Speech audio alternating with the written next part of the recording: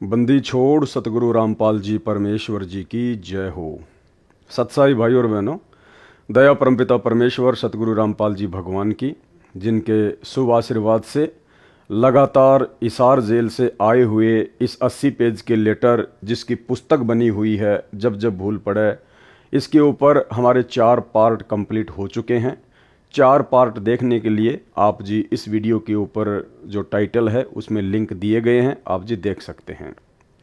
और परमेश्वर ने बहुत बड़ी दया बख्शी, काफ़ी कुछ बातें भगत समाज को, जिन बातों से भगत समाज अभी तक अनजान था, सतलोक आश्रम मैनेजमेंट हरियाणा के विषय में, संजय दिल्ली वाले के विषय में परमेश्वर जी ने बहुत कुछ खुलकर लिख दिया है।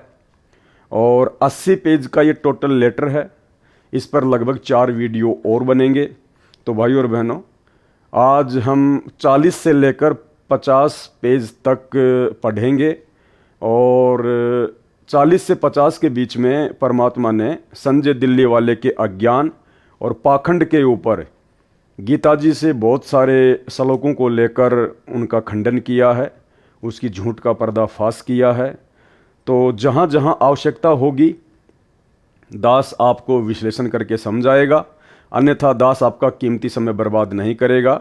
जैसे परमेश्वर जी ने लिखा हुआ है वैसे ही दास आपको पढ़ाकर सुनाएगा। और जहां आवश्यकता पड़ेगी, क्योंकि 2-3 पॉइंट ऐसे हैं इन 10 पेज के अंदर जो कि बहुत ही ज़्यादा इम्पोर्टेंट हैं, तो आप सभी भाई बहन बड़े ध्यान से इस वीडियो को देखिएगा। परमात्मा दया करेंगे, बहुत सारी चीज़ें हमारे समझ में आएंगी। तो 40 पेज हमारे कंप्लीट हो चुके थे। आज हम चलेंगे पेज नंबर 41 पर। संत गरीबदास जी ने कहा है कि गरीब मुल्ला माया मग में बैठी हंसा चुन चुन खाई, ज्योति स्वरूपी कहे निरंजन में ही करता भाई। एक न करता दो न करता नो ठहराए भाई, 10वां भी दूंदर में मिलेगा सत्य कबीर दुहाई। तो परमेश्वर कबीर जी ने अर्थात सतगुरु रामपाल जी परमेश्वर जी ने काल से क्या कहा, मैं तेरी असलियत बताऊंगा, कबीर नाम से यथार्थ भक्ति मार्ग पंथ चलाऊंगा, सत्य पुरुष का ज्ञान प्रचार करूंगा। कबीर परमेश्वर जी उस समय अपने पुत्र सहजदास के वेश में थे। कबीर जी कभी अपने पुत्र जोगजित यानी योग संतान के रूप में भी काल ज्योति निरंजन के लोक में आते हैं, इसलिए अपने को छुपाकर लीला किया करते हैं। सब जीव उस सत्य पुरुष की आत्मा है। यहाँ तूने उन सब को कुत्ते गधे शुअर आदि बनाकर माँ कष्ट दे रखा है। इनको सुख सागर शतलोक का ज्ञान बताऊंगा, निज नाम देकर तेरे जाल से मुक्त कराऊंगा। तब काल ने मेरे से कहा था कि यदि तू एक कबीर पंथ चलाएगा, मैं अपने दूत भेजकर 12 नकली कबीर पंथ चलाऊंगा। इनके अतिरिक्त और अनेक नकली पंथ अपने दूत भेजकर चलाऊंगा। सब जीवों को भरमाऊंगा। वे वाणी तो आप वाली कहा करेंगे, परंतु अर्थ गलत करके मेरे जाल में जीवों को रखेंगे। हे धर्मदास, मेरे पृथ्वी पर आने के पश्चात ज्योति निरंजन काल ने अपने प्रमुख दूतों को बुलाया तथा कहा कि मेरा दुश्मन कबीर मृत्यु लोक अर्थात पृथ्वी लोक पर गया है। वह कबीर नाम से पंथ चलाएगा। तुम पृथ्वी पर जन्म लो, उसका विरोध उसी के पंथ में घुसकर करो। हे परमेश्वर कबीर जी के बच्चों, भगत तथा भगतमती यानी सतगुरु रामपाल जी भगवान कह रहे हैं आप और हमारे से, वर्तमान में काल का भेजा प्रमुख दूत संजय दिल्ली है। क्या कह रहे हैं परमात्मा कि वर्तमान में उस काल की तरफ से भेजा हुआ प्रमुख दूत कौन है? संजय दिल्ली वाला, ना कि पवन दास। पवन दास का कोई जिक्र नहीं है। अब यहां परमात्मा ने हल्का सा दास का नाम लिया है। इसका सहयोगी पवन जयपुर है। यहां परमेश्वर ने दास को कोई काल का दूत वगैरह नहीं कहा है। इसका सहयोगी पवन जयपुर है। और ये सहयोग के रूप में परमात्मा ने मुझ पवन दास का नाम सिर्फ और सिर्फ इसलिए लिया है क्योंकि सतलोक आश्रम मैनेजमेंट हरियाणा ने जब उन्होंने देखा कि ये पवन दास हमारे अज्ञान और पाखंड की पोल पट्टी पूरी संगत के सामने खोल रहा है, तो इन्होंने मुझ पवन दास की झूठी शिकायतें परमात्मा के पास लगाई। और जैसा कि इस पेज में पहले दास ने आपको दिखाया कि जैसा गुरुदेव भगवान को एक आम व्यक्ति मानकर, अपने जैसा मानुष मानकर उनके परिवार वालों ने जैसा मुझ पवन दास के विषय में उनको बताया, परमात्मा उसी आधार से जवाब दे रहे हैं, इस पुस्तक को लिख रहे हैं। तो सतलोक आश्रम मैनेजमेंट हरियाणा के कहने पर दास का संजय के सहयोगी के रूप में परमात्मा ने नाम ऐड किया है। अन्यथा मुझ पवन दास का सन 2017 से संजय दास से कोई लिंक नहीं है। आज लगभग 6 से 7 वर्ष हो चुके हैं, दास ने उसका चेहरा भी नहीं देखा है। तथा मेरी संगत के वे भगत व भगतमती भी काल प्रेरित हैं, जो इस झूठे कपटी तत्व ज्ञानहीन प्राणी दूत संजय के साथ लगे हैं, ना कि पवन दास के साथ लगे हैं।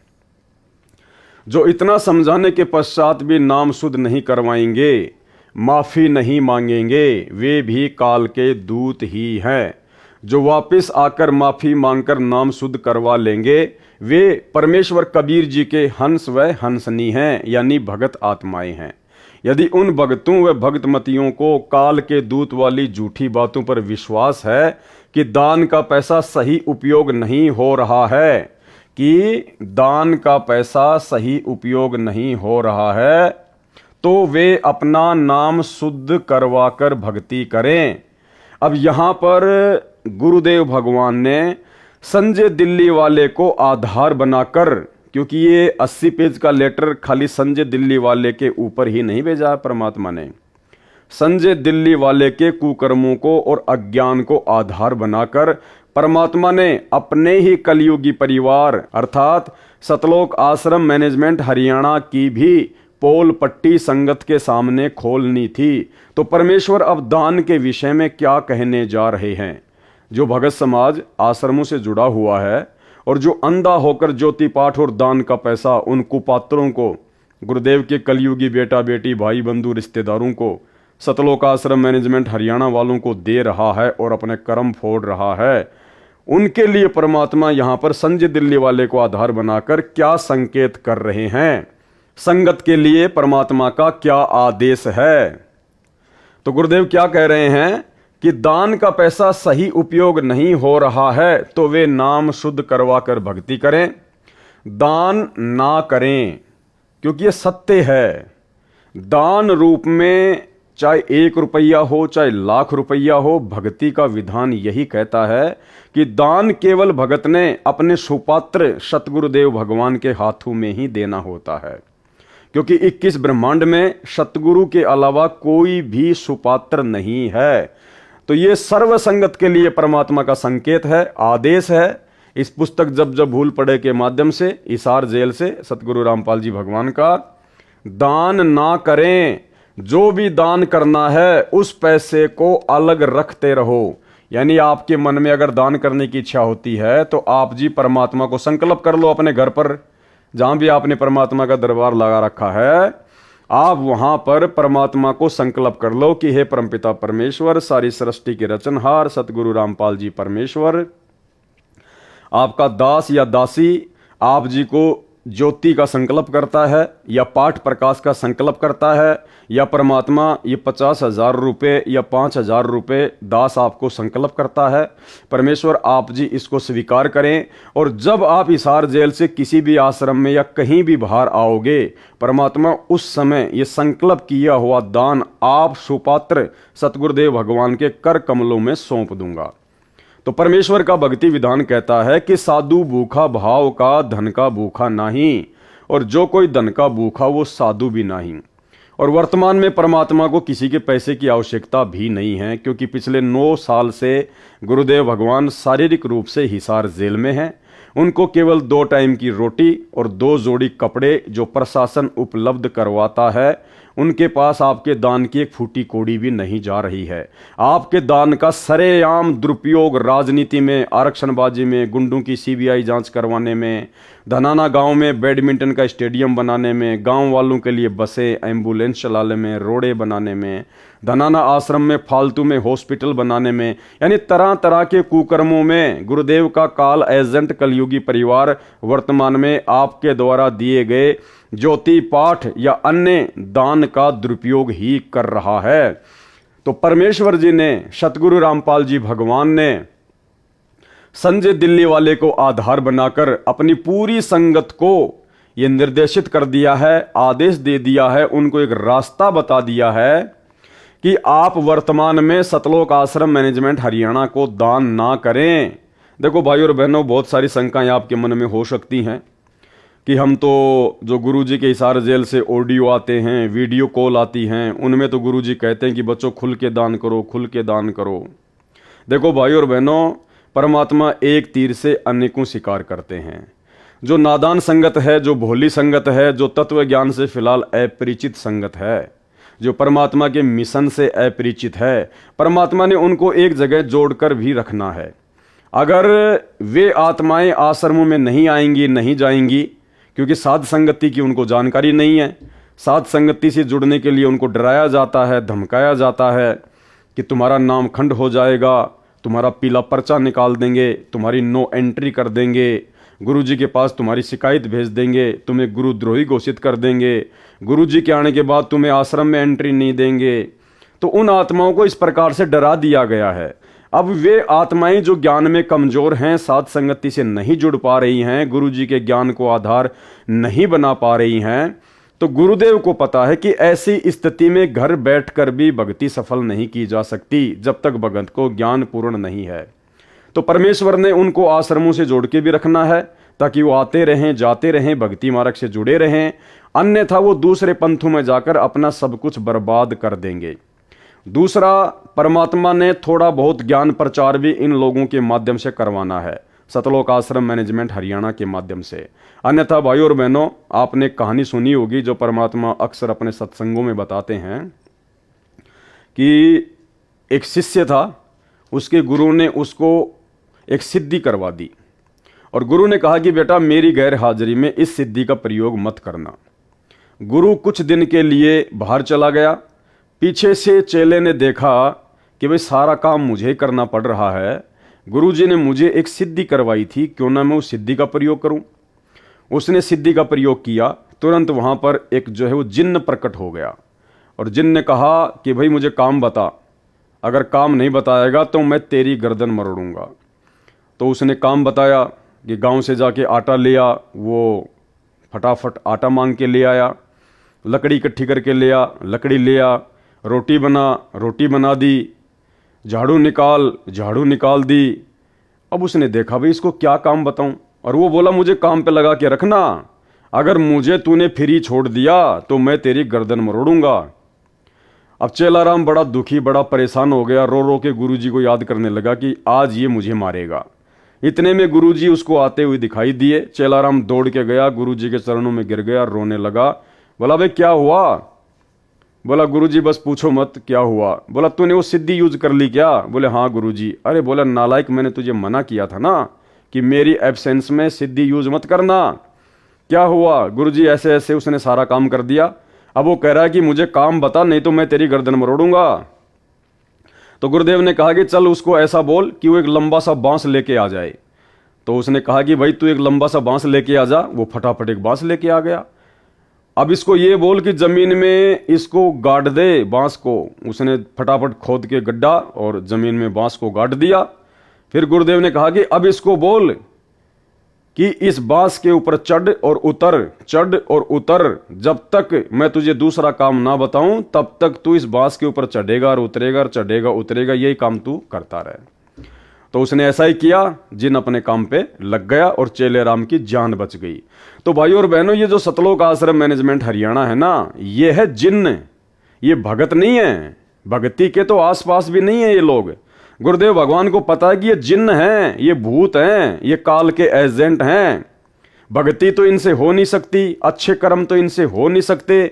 इनको यदि किसी ने किसी काम पर लगाकर नहीं रखा तो ये और ज्यादा अपने कर्म बिगाड़ेंगे, मेरी संगत की भी ऐसी की तैसी करेंगे। तो परमेश्वर ने इनको एक प्रकार से ज्ञान प्रचार की सेवा दे दी कि तुम्हारे बस का केवल यही है और भक्ति वक्ति तुम्हारे बस की बात नहीं है। तुम ये भंडारे करते रहो, संगत को जोड़े रखो, और जो तुम्हारी हार्दिक इच्छा थी माया की, धन प्राप्ति की, जिसके लिए तुम भक्ति कर रहे थे, अपने गुरुजी से जुड़े हुए थे, तो खोलो आश्रम, बनाओ आश्रम, लगाओ इन पत्थरों में पैसा। तुम और संगत दोनों इसी प्रकार से आपस में जुड़े रहो। अगर परमात्मा इनको इस प्रकार की छोटी मोटी सेवाएं ना देते, हालांकि गुरुदेव ने इनको ये आश्रम बनाने की सेवा अपनी तरफ से नहीं दी, इन काल एजेंटों ने गुरुजी को जेल में जाके सलाह दी। तब गुरुजी को तो मालूम था इन सब बातों का कि ये तो जिन है, यदि इनको किसी न किसी काम पे नहीं लगा के रखा तो ये तो संगत का सत्यानाश कर देंगे, और मेरी संगत जो अभी अज्ञान है, तत्व ज्ञान से अपरिचित है, ये दूसरे पंथों में जाके अपने कर्म फोड़ेगी। इससे अच्छा है कि मेरे पंथ में, इन्हीं आश्रमों में मर्यादा तोड़कर भी पड़े रहेंगे तो कम से कम मेरे चरणों में तो रहेंगे, आज नहीं तो कल ठोकर खाकर फिर वापस लाइन पर आ जाएंगे। तो भाई और बहनों, पूरी राम कहानी ये है। इसलिए परमात्मा ने सतलोक आश्रम मैनेजमेंट हरियाणा को इस प्रकार से आश्रम वगैरह बनाने की छूट दे रखी है, और ज्ञान प्रचार के माध्यम से इनके थोड़े बहुत जो कर्म है वो जो है बनते रहें। तो अब परमात्मा इस 80 पेज के लेटर के माध्यम से जो समझदार आत्माएं होंगी, सतलोक आश्रम मैनेजमेंट हरियाणा के पीछे जुड़ी हुई लाखों की संगत में जो कुछ एक समझदार भगत आत्माएं होंगी, जिनको थोड़ा बहुत गुरुदेव का ज्ञान समझ में आना लगा होगा, अब वो आत्माएं समझ जाएंगी इस 80 पेज के लेटर को पढ़कर कि हाँ, गुरुदेव भगवान संजय दिल्ली वाले को आधार बनाकर और अपनी पूरी संगत को क्या संदेशा देना चाह रहे हैं। तो परमेश्वर कह रहे हैं कि दान ना करें, जो भी दान करना है उस पैसे को अलग रखते रहो, ज्योति स्वयं जलाओ। परमात्मा कह रहे हैं ज्योति अपने घर पे जलाओ ना। अरे तुम ज्योति के 2100 रुपए सतलोक आश्रमों में जाकर जमा करवाते हो, और मान लीजिए वो तुम्हारी ज्योति जला रहे हैं, तो वो कितना घी जलाएंगे? 1.25 किलो घी। 1.25 किलो घी कितने का आया? 750 रुपए का। और तुम कितने दे रहे हो? 2100 रुपए। अब तुम्हें यह भी नहीं पता कि बाकी के पैसे तुम्हारे कहां लग रहे हैं, किस सेवा में लग रहे हैं, क्योंकि राजनीति में भी लग रहे हैं, आरक्षणबाजी में भी लग रहे हैं, गुंडों की सीबीआई जांच में भी लग रहे हैं, अपनी मौज मस्ती में भी लग रहे हैं, फालतू में आश्रमों पे आश्रम बनाए जा रहे हैं, उन पत्थरों में भी पैसे बर्बाद हो रहे हैं। तो ये विचार आप लोगों ने करना पड़ेगा कि 2100 रुपए देने के बजाय इन कुपात्रों को आप जी 2100 रुपए का 3 किलो घी लाके अपने घर पे जोत जलाओ ना परमात्मा की, उससे कहीं ज्यादा आपको लाभ मिलेगा। आप 2100 रुपए दे रहे हो, आपके 750 रुपए का मान लीजिए वो घी की आपकी ज्योति भी जला रहे हैं, तो आपको लाभ कितना हुआ? खाली 750 रुपए तक का ही तो होगा। और वो भी कन्फर्म नहीं है, वो भी कन्फर्म नहीं है कि आपके 750 रुपए का घी जलाया जा रहा होगा। तो इससे तो अच्छा है ना आप अपने घर पर घी लाकर परमात्मा के आदेश अनुसार, क्योंकि गुरुदेव का आदेश है कि ज्योति जलाओ, चाहे अखंड जलाओ। गुरुदेव कह रहे हैं चाहे कितना ही घी डालो, चाहे दिन में 1 किलो घी जलाओ, अखंड जलाओ, चलने दो 24 घंटे। जब दास बड़ी जेल से आए, यानी जब सतगुरु रामपाल जी भगवान हिसार जेल से बाहर आए, तब सारा पैसा दान कर देना, उस समय अपने गुरुजी के हाथों में दे देना वो पैसा। परंतु कुपात्र को दान देना तो कुछ लाभ नहीं मिलेगा, परंतु कुपात्र को दिए गए दान का कुछ भी लाभ नहीं मिलेगा। और यह सतलोक आश्रम मैनेजमेंट हरियाणा कुपात्र है, संजय दिल्ली वाला कुपात्र है, और मैं पवन दास ज्योति तथा पाठ का पैसा किसी से लेता नहीं। तो भाई और बहनों, अपना पैसा संकल्प करके अपने घर पर रखिए, परमात्मा की ज्योति का घी जलाओ, अखंड जलाओ, मालिक का आदेश आ गया है। और जितना भी आपको दान करना है गुरुदेव को संकल्प कर लो, साधु भूखा भाव का धन का भूखा नाई। उसी समय आपका पैसा गुरुजी के पास में पहुंच जाता है। बाकी जो कागज के टुकड़े हैं वो परमात्मा आने के बाद में ले लेंगे। तो स्पष्ट आदेश है सतगुरु रामपाल जी भगवान का। देखो भाई और बहनों, ये परमात्मा है, और इस समय गुरुदेव भगवान को अच्छे से पता है कि मेरी संगत के ऊपर काल का जबरदस्त पहरा है। काल स्वयं तो सबके सामने आता नहीं है, काल अपने एजेंटों के माध्यम से अपना काम करता है। और एजेंट वर्तमान में सतलोक आश्रम मैनेजमेंट हरियाणा बना हुआ है। गुरुजी के बेटा बेटी, भाई बंधु रिश्तेदार और ये चंद कोऑर्डिनेटर लोग बने हुए हैं। अब आप लोगों ने क्या करना है, डिसीजन आपके हाथ में है। परमात्मा ने आप तक संदेशा भिजवाना था, भिजवा दिया।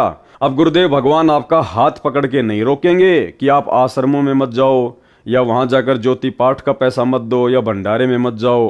परमात्मा का केवल इतना ही काम है, आप तक संदेशा पहुंचाना, और उस संदेश को समझने के लिए आपको परमात्मा ने तत्व ज्ञान दे रखा है। उसके बावजूद भी यदि आप नादानी करोगे तो आने वाले समय में परिणाम भी आप ही भोगोगे।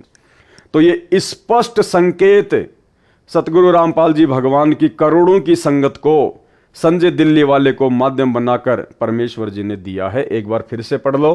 कि दान का पैसा सही उपयोग नहीं हो रहा है तो वे नाम शुद्ध करवा कर भक्ति करें, दान ना करें। जो भी दान करना है उस पैसे को अलग रखते रहो। ज्योति स्वयं जलाओ, अपने घर पर जलाओ, चाहे अखंड जलाओ, कितना ही घी जलाओ।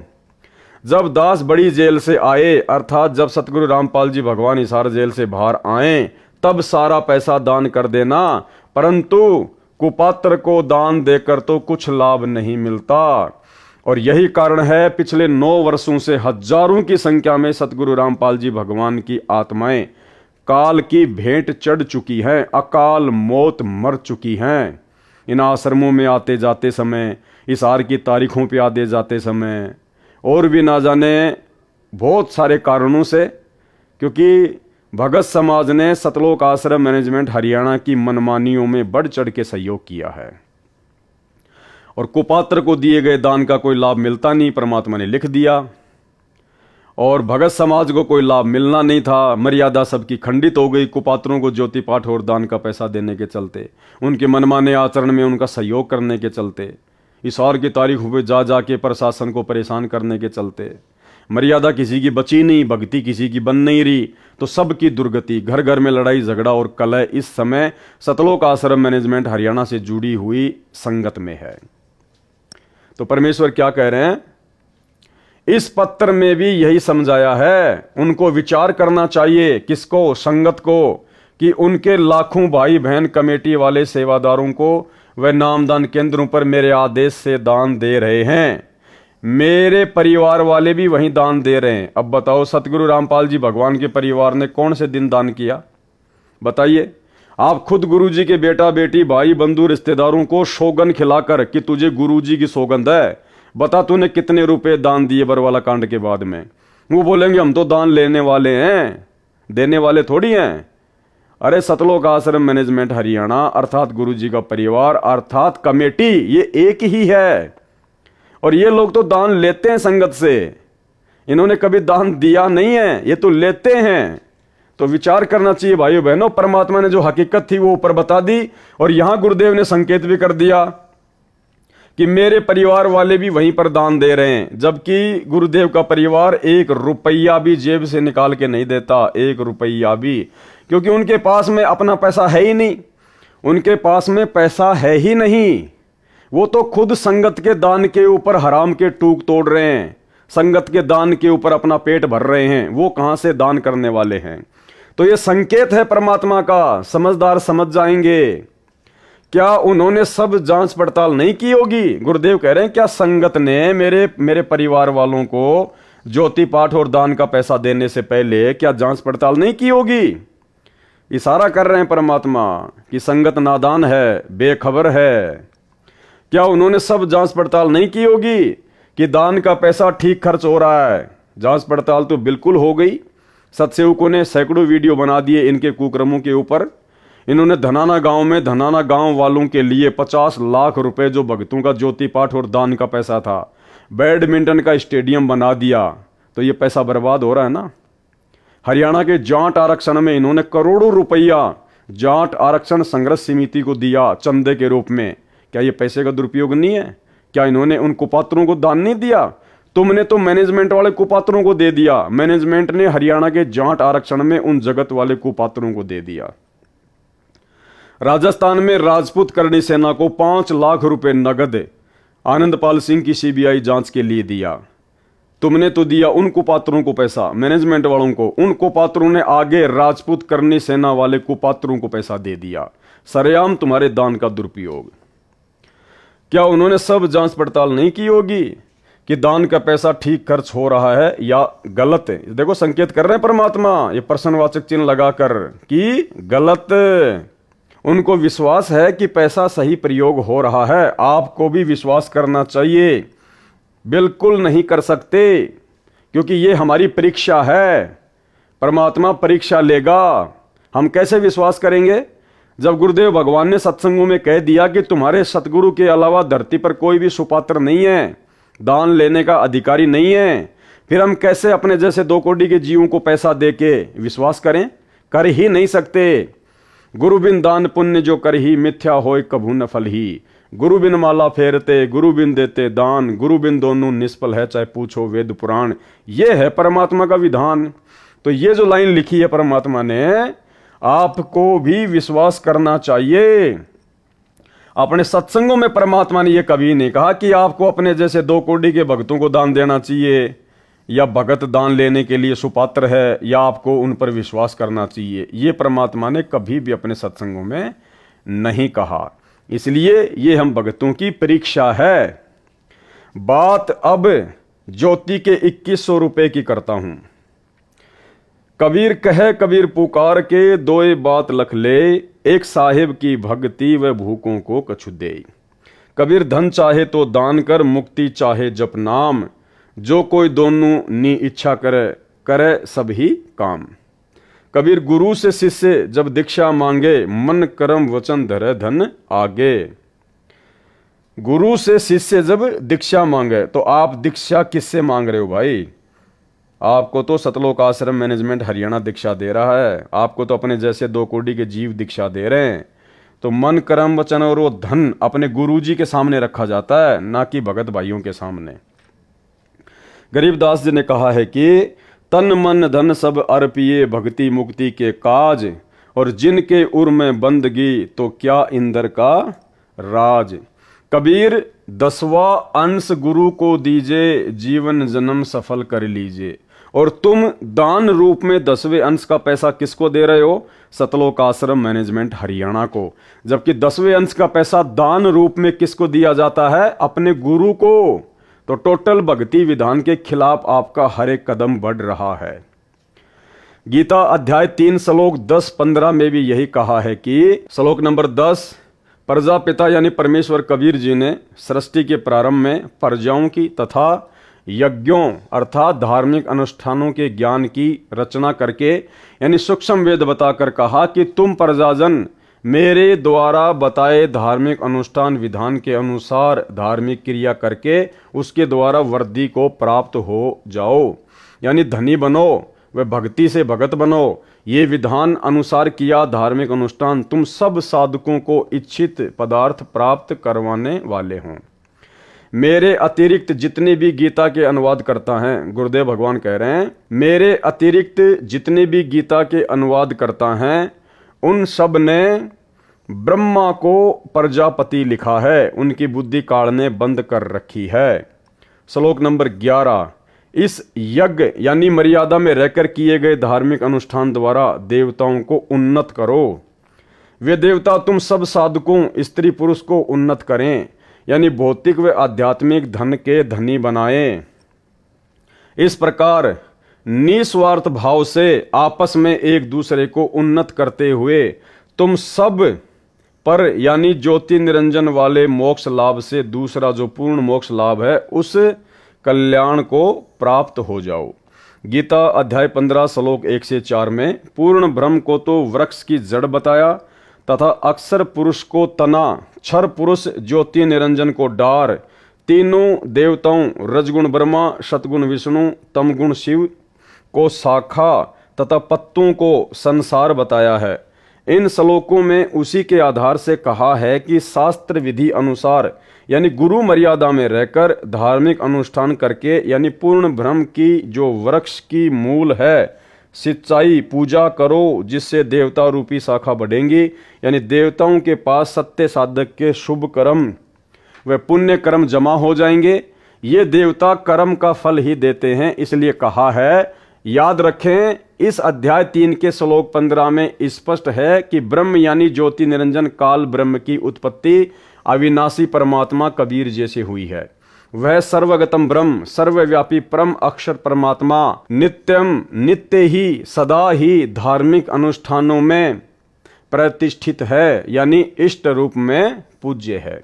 जैसे गीता अध्याय 15 श्लोक 1 से 4 तथा 16 से 15 में कहा है कि यह संसार पीपल के उल्टे लटके पेड़ के समान है, जिसकी जड़ तो ऊपर परम अक्षर परमात्मा जानो तथा नीचे तीनों गुणों रजगुण ब्रह्मा, सतगुण विष्णु तथा तमगुण शिव को शाखा जानो। जो इस संसार रूप वृक्ष के सर्व भागों को जानता है कि उस संसार रूप वृक्ष का तना कौन देव है, डार कौन देव है, जड़ कौन प्रभु है, शाखाएं कौन देवता हैं, पत्ते क्या कहें। जो व्यक्ति उस संसार रूप वृक्ष को इस प्रकार विस्तार से जानता है वह संत वेद के तात्पर्य को जानने वाला है, यानी तत्वदर्शी संत है। कबीर परमेश्वर जी स्वयं सतगुरु बनते हैं तथा तत्व ज्ञान बताते हैं। क्या कह रहे हैं गुरुदेव? कबीर परमेश्वर जी स्वयं सतगुरु बनते हैं। क्या बनते हैं? सतगुरु, जो आज सतगुरु बनकर आप और हमारे बीच में प्रकट हैं। कबीर परमात्मा स्वयं ही सतगुरु की भूमिका निभाते हैं। परमेश्वर कबीर जी ने बताया है कि कबीर अक्षर पुरुष एक पेड़ है, निरंजन वा की डार, तीनों देवा शाखा हैं, पात रूप संसार। इसका विस्तृत वर्णन पहले इसी पत्र समझा है तो सिर धर पांव में कर दिया है। यहाँ पर अध्याय 3 के श्लोक 10-15 का इसी प्रकरण से संबंध है, इसलिए आंशिक वर्णन करना अनिवार्य था, वह किया है ताकि इनका यथार्थ भाव पढ़ने वाले को आसानी से समझ में आ जाए। Page number 43। गीता अध्याय 3 श्लोक 12। धार्मिक अनुष्ठान जो गुरु जी की आज्ञा से करवाए जाते हैं। धार्मिक अनुष्ठान क्या है? ज्योति करवाना, पाठ करवाना, भंडारा करवाना। क्या कह रहे हैं सतगुरु रामपाल जी भगवान कि धार्मिक अनुष्ठान जो गुरु जी की आज्ञा से करवाए जाते हैं। क्या आप संगत वाले इसार जेल में गुरुदेव से ज्योति या पाठ करवाने का आदेश लेके आए थे?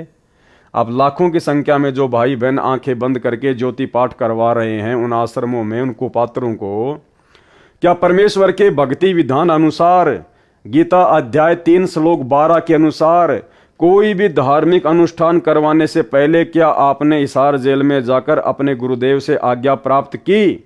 नहीं की। आपने परमेश्वर की मर्यादाएं तोड़ी है। उन द्वारा बढ़ाए गए देवता तुम सब साधकों को कर्मों अनुसार इच्छित पदार्थ बिना मांगे निश्चय ही देते रहेंगे। उन देवताओं द्वारा किए हुए पदार्थों को जो उनको बिना दिए यानी 10वां अंश पूर्ण गुरु को दिए बिना स्वयं भोगता है, प्रयोग करता है, वह परमात्मा का चोर बताया है। विवेचन गीता अध्याय 15 श्लोक 1 से 4, 16 से 17 का सार यह है कि यह संसार एक वृक्ष के तुल्य जानो, जिसकी जड़ को परम अक्षर ब्रह्म यानी पूर्ण ब्रह्म जानो, तने को अक्षर पुरुष यानी पर ब्रह्म जानो, एक मोटी डार को ज्योति निरंजन काल ब्रह्म यानी क्षर पुरुष जानो, और मानो कि उस डार को 3 शाखाएं हैं, उनको रजगुण ब्रह्मा, सतगुण विष्णु तथा तमगुण शिव जानो। इन तीनों शाखाओं को जितने पत्ते लगे हैं उनको संसार के जीव जंतु मानव जानो। पौधे से पेड़ बनता है, जैसे बीज बोया पौधा बना, उस पौधे की मूल को जल डाला यानी सिंचाई की तो पौधे के सब अंग जैसे तना, डार, शाखा व पत्ते विकसित हुए, पौधा पेड़ बना। फिर शाखाओं को फल लगे, बिना मांगे ही फल अपने पेड़ से मिलने लगे, पक पक कर गिरने लगे। यह एक उदाहरण है। गीता में लिखे प्रसंग को दास ने ठीक से समझा और समझाया है, जो वर्तमान तक किसी ऋषि, महर्षि व देवताओं को समझ नहीं आया था। यह संजय दिल्ली अज्ञानी कूतर्क देता है। कौन देता है? संजय दिल्ली वाला, ना कि पवन दास। यह संजय दिल्ली वाला अज्ञानी कूतर्क देता है कि रामपाल को ज्ञान नहीं है, वह पेड़ की जड़ को पूर्ण ब्रह्म बताता है। संजय स्वयं मूर्ख है, उसे सब मूर्ख लग रहे हैं, मूर्ख को सब मूर्ख ही लगते हैं। दास ने कहा है कि न तो पेड़ पूर्ण ब्रह्म है, न उसकी जड़, न मिट्टी जिससे पेड़ को पोषक तत्व प्राप्त होते हैं। यह तो प्रकरणवश उदाहरण देकर गीता में तथा सूक्ष्म वेद में अध्याय ज्ञान समझाया है। परमात्मा कहते हैं जो मैंने उदाहरण दिया है ना कि अक्षर पुरुष एक पेड़ है, निरंजन वा की डार, तीनों देवा शाखा हैं, ये पात रूप संसार। तो संजय दिल्ली वाले ने कहा कि संत रामपाल जी तो कहते हैं कि पेड़ की जो जड़ है, जो जमीन में है, जो गुप्त है, दिखाई नहीं देती, वो कबीर भगवान है, जिससे पूरा पेड़ फलता फूलता है। और संजय ने कहा कि परमात्मा को तो किसी के सहारे की जरूरत नहीं है, लेकिन जड़ को तो मिट्टी और खाद की जरूरत पड़ती है। तो परमेश्वर ने कहा कि ये तो आप मंदबुद्धि जीवों को समझाने के लिए मैंने केवल एक उदाहरण दिया है, बाकी ना तो जड़ परमात्मा है, ना वो मूल परमात्मा है, ना वो शाखा परमात्मा है। ठीक इसी प्रकार भाई और बहनों, जब परमपिता परमेश्वर सतगुरु रामपाल जी भगवान ने सतगुरु की भूमिका निभाते हुए सन 1994 में अपने भक्ति मार्ग को शुरू किया, उस समय यदि ये स्वयं कहते कि मैं कबीर हूं तो कोई भी इनकी भक्ति को स्वीकार नहीं करता।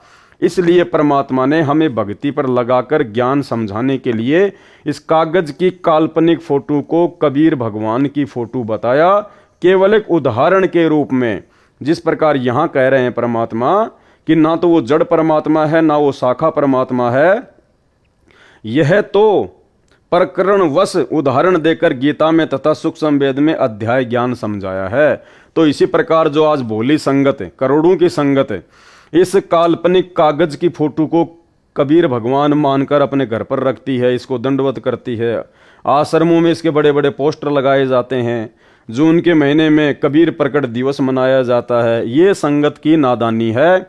ये तो केवल परमात्मा ने एक उदाहरण के रूप में हमारे सामने पेश की, अन्यथा ये कागज का टुकड़ा भगवान नहीं है। असली भगवान कबीर देव तो सतगुरु रामपाल जी के रूप में धरती पर प्रकट हैं। रामपाल दास ने सुलझाया, सरल किया है। गीता अध्याय 3 श्लोक 13, जो भक्तजन व भक्तमतियां पूर्ण गुरु अर्थात सतगुरु द्वारा किए धार्मिक अनुष्ठान में पूर्ण ब्रह्म परम अक्षर ब्रह्म को इष्ट मानकर प्रतिष्ठित करके भोग लगाया जाता है, फिर शेष बचे प्रसाद को खाते हैं, वे सब पापों से मुक्त हो जाते हैं। जैसे पहला पाप दान ना करना, ये पहला पाप, लेकिन दान किसको करें? सतगुरु को दान करना। जो सतगुरु को दान नहीं करता, सतगुरु के हाथों में जो दान नहीं करता, वो सबसे पहला पाप है। और इससे बढ़ के पाप जो अपने जैसे गुरु भाइयों को ज्योति पाठ और दान का पैसा देता है गुरु जी की गैर हाजिरी में, उन कुपात्रों को ज्योति पाठ और दान का पैसा देना सबसे बड़ा पाप है। तो मालिक ने बताया कि सबसे पहला पाप है दान ना करना। दूसरा पाप गुरु के अतिरिक्त अन्य को दान करना, जो कुपात्र को दिया दान भी पाप है। स्पष्ट कर दिया गुरुदेव ने कि सबसे बड़ा पाप है भक्ति मार्ग में दान ना करना। और दान किसको करना चाहिए ये हमें गुरु जी ने बता दिया कि गुरु बिन माला फेरते, गुरु बिन देते दान, गुरु बिन दोनों निष्फल है, चाहे पूछो वेद पुराण। उसके बाद गुरुदेव दूसरा पाप बता रहे हैं। दूसरा पाप गुरु के अलावा अन्य को दान करना, जो कुपात्र को दिया दान भी पाप है। तो गुरु के अलावा गुरु का परिवार, गुरु का बेटा बेटी, भाई बंधु, कोऑर्डिनेटर, ये सब लोग अन्य में आते हैं। गुरु के अतिरिक्त अन्य को दान करना, ये दूसरा सबसे बड़ा पाप है। उसका कोई लाभ नहीं मिलता। बिश्नोई धर्म के प्रवर्तक बाबा जम्बेश्वर जी ने कहा है कि कुपात्र को दान देना ऐसा व्यर्थ जाता है जैसे रेही की जमीन में बीज डालना। रेही की जमीन यानी बंजर जमीन में बीज डालना।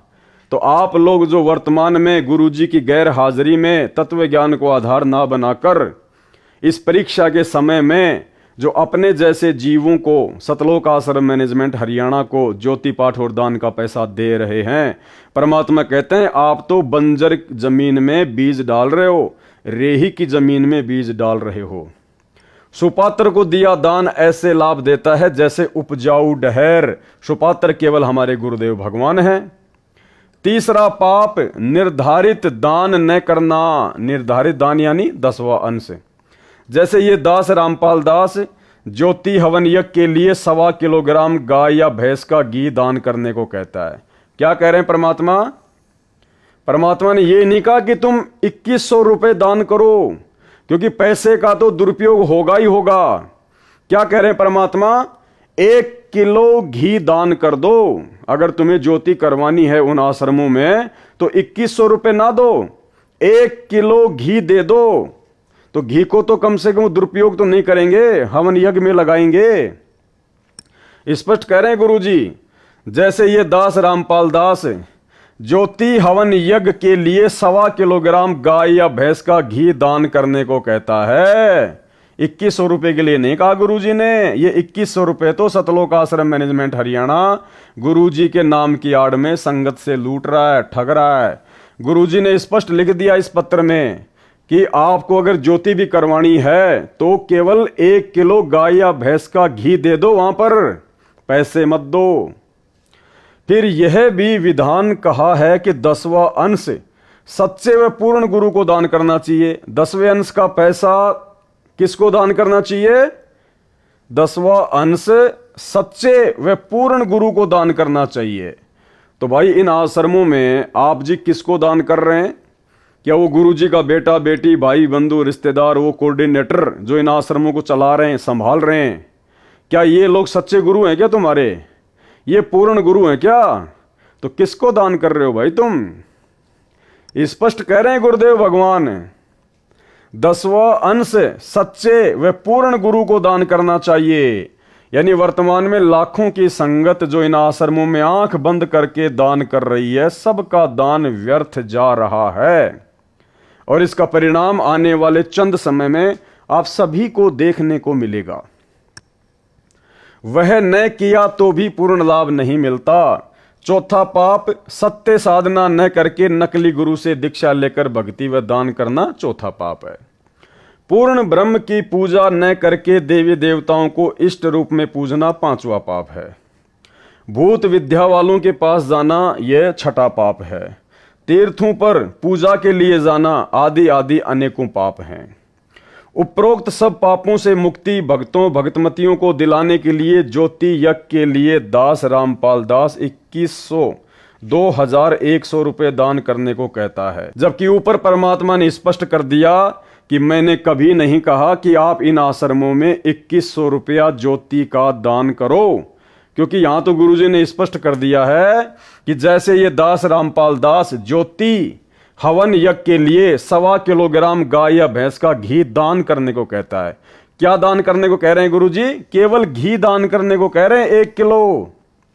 अब ये बात गुरुजी क्यों बोल रहे हैं यहां पर कि जो समझदार होगा वो तो ऊपर मेरी इस बात को आधार बना के समझ जाएगा। आज के बाद इन आश्रमों में जाकर इनको पात्रों को ज्योति पाठ दान का पैसा नहीं देगा, आश्रमों में भी जाना छोड़ देगा, ज्ञान को आधार बनाकर घर को आश्रम बनाकर अपनी भक्ति करेगा, साध संगति से उजुड़ जाएगा। और जो नादान है, जो अज्ञानी है, वो भाई मैनेजमेंट वालों को 2100 रुपये देते रहेंगे, वो अपने कर्म फोड़ते रहेंगे। क्योंकि ये पुस्तक गुरुजी ने सतलोक आश्रम मैनेजमेंट हरियाणा के माध्यम से संगत तक पहुंचानी थी। अगर परमात्मा यहाँ पर 2100 रुपये मैनेजमेंट वालों को देने की बात ना कहें तो ये पुस्तक आप और हमारे तक नहीं आती। दूसरी बात, जो अज्ञानी है, जो ना समझ है, जो 2100 रुपये देंगे उससे फिर ज्ञान प्रचार भी होता रहेगा। लेकिन जो ज्ञानी आत्मा होंगी वो अपने परमात्मा के संकेत को यही समझ जाएंगी कि देना है तो केवल 1 किलो घी दो। अगर आश्रम वाले मना करते हैं कि नहीं, और यदि आश्रम वाले यदि देना है तो केवल 1 किलो घी दो, और यदि आप घी लेके जाते हैं, आश्रम वाले आपको मना करते हैं कि नहीं हमें तो 2100 रुपये दो, तो उसी समय समझ जाना आपकी कोई ज्योति हवन यज्ञ नहीं करने वाले, केवल इनको माया चाहिए, इनको पैसे चाहिए। अगर आपको ज्योति ही करवानी है, उनको यदि ज्योति ही करनी है तो ज्योति होगी किससे? घी से। घी आप उनको दे रहे हैं तो उनको क्या आपत्ति है घी लेने में? भाई उनको घी लेने में आपत्ति क्यों? इसका मतलब उन लोगों को केवल माया चाहिए, पैसा चाहिए बर्बाद करने के लिए। तो संकेत कर दिया परमात्मा ने समझदार के लिए, और ना समझ भाई 2100 रुपये देता रहेगा और अपने कर्म फोड़ता रहेगा। तथा अखंड व खुला पाठ करवाने की भी प्रेरणा करता है परमात्मा, ताकि धीरे धीरे 10वां अंश भी गुरु को दान हो जाए। भगत को एक बार 10वां अंश अधिक लगता है, इस विधि से उनको पापों से बचाता है। सन 2015 के बाद हालात सामान्य होने के पश्चात, यानी बरवाला कांड के बाद जैसे ही हालात सामान्य हुए, डरे हुए भगत वापस इकट्ठा होने लगे। प्रतिवर्ष परमेश्वर कबीर जी के प्रकट दिवस पर विशाल भंडारा किया जाता रहा है। सन 2019 में तो हरियाणा तथा मध्य प्रदेश में दोनों जगह भंडारा किया गया था, जिसमें करोड़ों रुपए का पुण्य किया, तथा जंतर मंतर दिल्ली में लगातार 3 वर्ष भंडारा किया। सन 2020 में कोरोना महामारी के कारण कोई कार्यक्रम नहीं किया गया, तो भी टीवी चैनल पर परमात्मा का प्रगट दिवस मनाया, पाठ किया। अब 23 सितंबर 2020 से 3 आश्रमों में लगातार पाठ किए जा रहे हैं। आगे महीने में एक आश्रम में 2 पाठ 5-5 दिन के लिए किए जाएंगे, जो दास रामपाल दास की आज्ञा से किए जा रहे हैं। यानी इन्होंने गुरुजी से आज्ञा मांगी तो गुरुजी ने इनको कहा होगा, अन्यथा इस परीक्षा के समय में गुरु अपनी तरफ से कोई आदेश किसी को नहीं देगा। महापुण्य प्रदान करेंगे। इसके अतिरिक्त भूखों को घर घर जाकर भोजन सामग्री बांटी जा रही है। कबीर परमेश्वर जी ने कहा है कि कहे कबीर पुकार के दोए बात लख ले, एक साहिब की बंदगी और भूखों को कछु दे। देखो भाइयों और बहनों, भूखे को भोजन खिलाना बहुत अच्छी बात है, लेकिन गुरुदेव भगवान ने हमें क्या आदेश दिए सत्संगों में? हमें परमात्मा ने बताया कि हमने जा जाकर किसी को भोजन सामग्री बांटनी नहीं है। अगर आपके द्वार पर कोई भूखा आ जाता है, उसको आप जी भोजन खिलाइए, ना कि भोजन के पैकेट बना बना के दुनिया को झुग्गी झोपड़ियों में बांटना है। जबकि सतलोक आश्रम मैनेजमेंट हरियाणा ने कोरोना में यही किया था। इन्होंने ट्रैक्टरों में भर भर के सामान, आटा, चावल, दाल, चाय पत्ती, चीनी, इन्होंने जा जा के बांटी।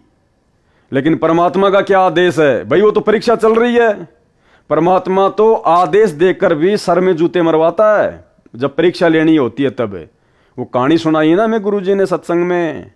एक संत था, उसके बहुत सारे शिष्य थे, और संत उनको शिक्षा दिया करता था कि भाई जो गुरुजी की आज्ञा नहीं मानता वो तो नरक में जाता है, और जो अपने गुरुजी की तरफ हाथ भी कर देता है वो तो बहुत भयंकर सजा पाता है।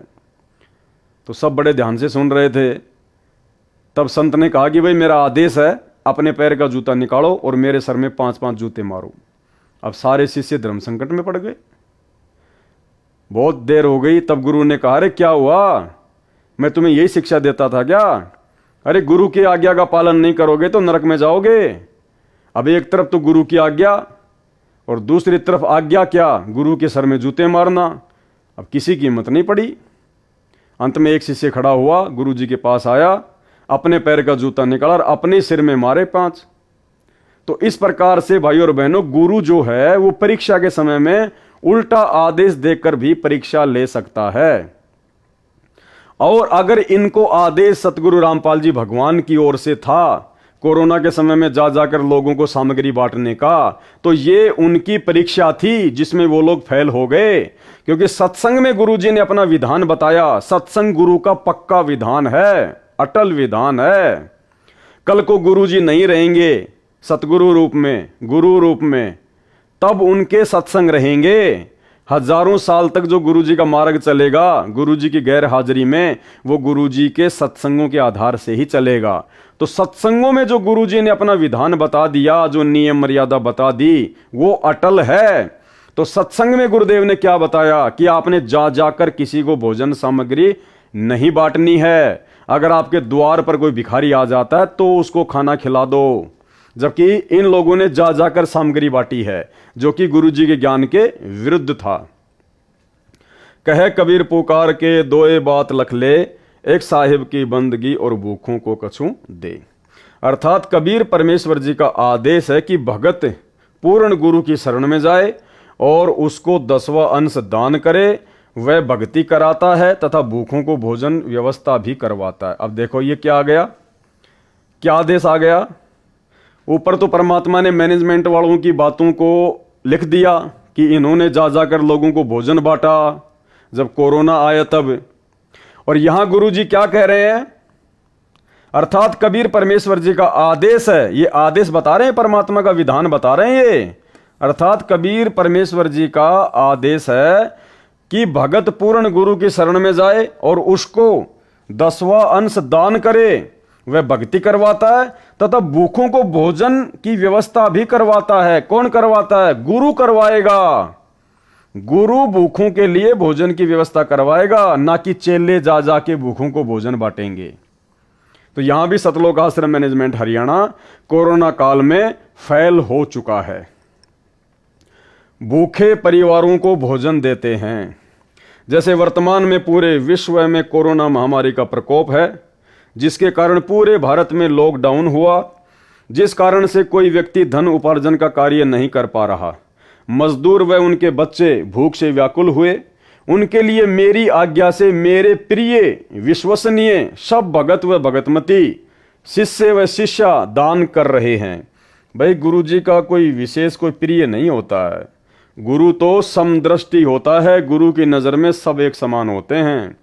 इसलिए यहाँ पर यह लिखना कि मेरे प्रिय और विश्वसनीय भगत व भगतमती, ये थोड़ा ज्ञान आधार से भाई विचार करना। मेरी आज्ञा से मेरे द्वारा गठित कमेटी के सदस्य उस दान हुए रुपए से आटा, चावल, दाल, नमक, तेल, छोंक के लिए व अन्य प्रयोग के लिए हल्दी, मसाला, चीनी, चाय पत्ती, साबुन आदि आदि प्रतिदिन प्रयोग में आने वाली आवश्यक खाद्य सामग्री घर घर जाकर मुफ्त बांट रहे हैं। उनको दुखी परिवार बताता है, कल से कुछ नहीं खाया, बच्चे बिलख रहे हैं। ऐसी आपदा के समय किया गया राहत कार्य सेवादारों को सेवा का लाभ देता है, दानियों को दान का लाभ देता है। यह धार्मिक यज्ञ मेरे सुशिष्य, सुशिष्याएं, सुपुत्र, सुपुत्री कर रहे हैं। किसी को दवाई नहीं मिल रही है, उसे दवा देते हैं। उन दुखियों की आत्मा दानी व सेवादारों को दुआ देती है। भाई हमें दुआ नहीं चाहिए भाई और बहनों, ये 80 पेज का लेटर है, यहाँ पर संकेत है। परमात्मा ने हमें बताया कि भक्तों को किसी की दुआ नहीं चाहिए, भक्तों को केवल अपने भगवान की भक्ति करनी है। और यहाँ क्या कह रहे हैं परमात्मा, उन दुखियों की आत्मा दानी व सेवादारों को दुआ देती है। परमात्मा ऊपर बैठा सबके ऊपर नजर रखे हुए है, अर्थात गुरुदेव संकेत कर रहे हैं कि मैं सब कुछ देख रहा हूं हिसार जेल में बैठ के। इस लेटर में तुम्हारे को संकेत कर रहा हूं, बाकी मैं सब देख रहा था वहां पे, कौन क्या कर रहा था, कौन क्या नहीं कर रहा था। परमात्मा ऊपर बैठा सबके ऊपर नजर रखे हुए हैं कि कौन इस परीक्षा के समय में ज्ञान को आधार बनाकर चल रहे हैं और कौन अपनी मनमानियां कर रहा था। आगे देखिए, संजय साकट दिल्ली तो नीम हकीम खतरा ये जान है, इसको अध्यात्म का कै ख भी ज्ञान नहीं है, बस गुरु बनने की हवस उसे लगी है। किसको लगी है? संजय दिल्ली वाले को, ना कि पवन दास को। यह दास रामपाल दास इसलिए ज्योति यज्ञ के लिए 2100 रुपये दान करने को कहता है। उन रुपयों का 1.25 किलो स्वदेशी घी गाय भैंस का, जो 750 रुपये का मानो, शेष बचे 1350 रुपये। उन रुपयों से धर्म यज्ञ व आश्रम में सत्संग के समय नाम दीक्षा के लिए, जो बाहर से आने वाले भक्तों व भक्तमतियों के लिए आवश्यक वस्तुएं जैसे पंखे, बिछाने के लिए दरी व मैट, आटा, चावल, चीनी, लकड़ी, तेल, गैस आदि आदि में हिस्सा लगाया जाता है। तो भाई फिर अगर आश्रम की सारी व्यवस्था अगर वो ज्योति के बचे हुए पैसों से ही होती है, तो फिर पाठ प्रकाश का 21,000 रुपया फिर वो कहाँ जाता है? लाखों लोग पाठ प्रकाश कराते हैं, 21,000 रुपया देते हैं, फिर वो कौन सी व्यवस्था में लगाया जाता है? जब सारी की सारी व्यवस्था ज्योति के बचे हुए 1350 रुपये से हो रही है, फिर 21,000 रुपये पाठ के किस व्यवस्था में लगाए जा रहे हैं? खुला पाठ 1 लाख रुपए का होता है, वो पैसा किस व्यवस्था में लगाया जा रहा है? खुला दान भी बहुत सारे भगत करते हैं, वो पैसा किस व्यवस्था में लगाया जा रहा है? तो बताइए। तो यहां परमात्मा संकेत कर रहे हैं कि तुम्हारे पैसे का दुरुपयोग हो रहा है। कई करोड़ रुपए की राहत सामग्री सेवादारों ने वितरित कर दी है, दिन रात एक कर रखा है। कई परिवार ऐसे मिले जो बता रहे थे कि कई दिनों से कभी एक समय भोजन खाया, कभी भूखे रहे, ऐसा चल रहा था। यदि आज भोजन नहीं मिलता तो परिवार के सब सदस्य आत्महत्या कर लेते। ऐसे ऐसे महापुण्य के कार्य आप भक्तों व भक्तमतियों के दान से, दास की आज्ञा से आपके भाई बहन सेवादार कर रहे हैं। एक संजय दिल्ली है जो दिन रात ऐसी धर्मात्माओं में दोष निकालता रहता है, भक्तों व दास रामपाल दास की निंदा करता रहता है, अपने कर्म खराब कर रहा है, केवल आश्रम में बनाता है व खाता है, वह भी मनमाना आचरण करके बिना मेरी आज्ञा के करता है और उसे धर्म कहता है। अन्य आपदा जो मुझ रामपाल दास व 1000 अनुयायियों पर नवंबर 2014 में आई, यानी बरवाला कांड, झूठे मुकदमे दर्ज हुए, जेलों में डाले गए, उन सब की न्यायालय में पैरवी के लिए धन की आवश्यकता पड़ी। सारा रुपया आश्रम में रह गया, हमें पकड़कर जेल में डाल दिया। उस समय वकील करने थे, उनकी फीस देनी थी, कुछ ज्ञान के पूरे, गांठ के पूरे धनवान भक्तों ने कहा कि जो भी न्यायालय के राहत पाने के लिए धन की आवश्यकता है वह सब खर्च हम वहन करेंगे। उस समय खराब परिस्थिति थी, दास ने उनसे दान नहीं लिया। जबकि भाइयों और बहनों, दास के पास में लेटर है, हिसार जेल से भेजा हुआ लेटर बताया जाता है सतलोक आश्रम मैनेजमेंट हरियाणा के द्वारा। उस लेटर में गुरुजी को भिखारी बना दिया गया। गुरुजी 50 लाख रुपए की उधार मांग रहे हैं एक भगत से, राजेंद्र से, 50 लाख रुपए की, कि भाई तू मेरे को उधार दे दे 50 लाख रुपए, और जब मैं हिसार जेल से बाहर आऊंगा ना तब तेरे को वापस दे दूंगा। क्या हमारे परमात्मा अपने भक्तों से इस प्रकार भीख मांगेंगे क्या? तो इन्होंने हर प्रकार से संगत को गुरुजी के आड़ में ठगा है जमकर। सारी संगत के दान से लगाया, क्योंकि प्रत्येक पुण्य के काम में प्रत्येक का कुछ न कुछ भाग लगना चाहिए। जो भगत जेलों में डाले गए उनका सारा खर्चा जेल का व कुछ रुपए उनके घर पर प्रति महीने खर्चे के भेजे जाते हैं। कुछ ऐसे भगत भी हैं जिन्होंने अपने वकील स्वयं किए तथा घर का खर्च भी कुछ एक नहीं लेते, परंतु उनकी संख्या नाम मात्र है। 940 भगत प्रत्येक तारीख पेशी पर हिसार आते हैं। उनके भोजन की व्यवस्था भी भगतों के दान से मुफ्त की जाती है। उनको जाते समय 2 दिन का भोजन भी साथ दिया जाता है जो दूर स्थान से आते हैं। उनको आने जाने का किराया भी दिया जाता है। कुछ एक किराया नहीं लेते, वे नाम मात्र ही हैं। इससे भक्तों को महसूस नहीं हो रहा है कि हम कष्ट उठा रहे हैं, क्योंकि उनको दास के सत्संगों से ज्ञान भी हो गया है। परमेश्वर कबीर जी ने कहा है, कबीर मानव संसारी लगन में दुख सहे करोड़ा, सतगुरु शरण में आए के जो दुख सहे सो थोड़ा।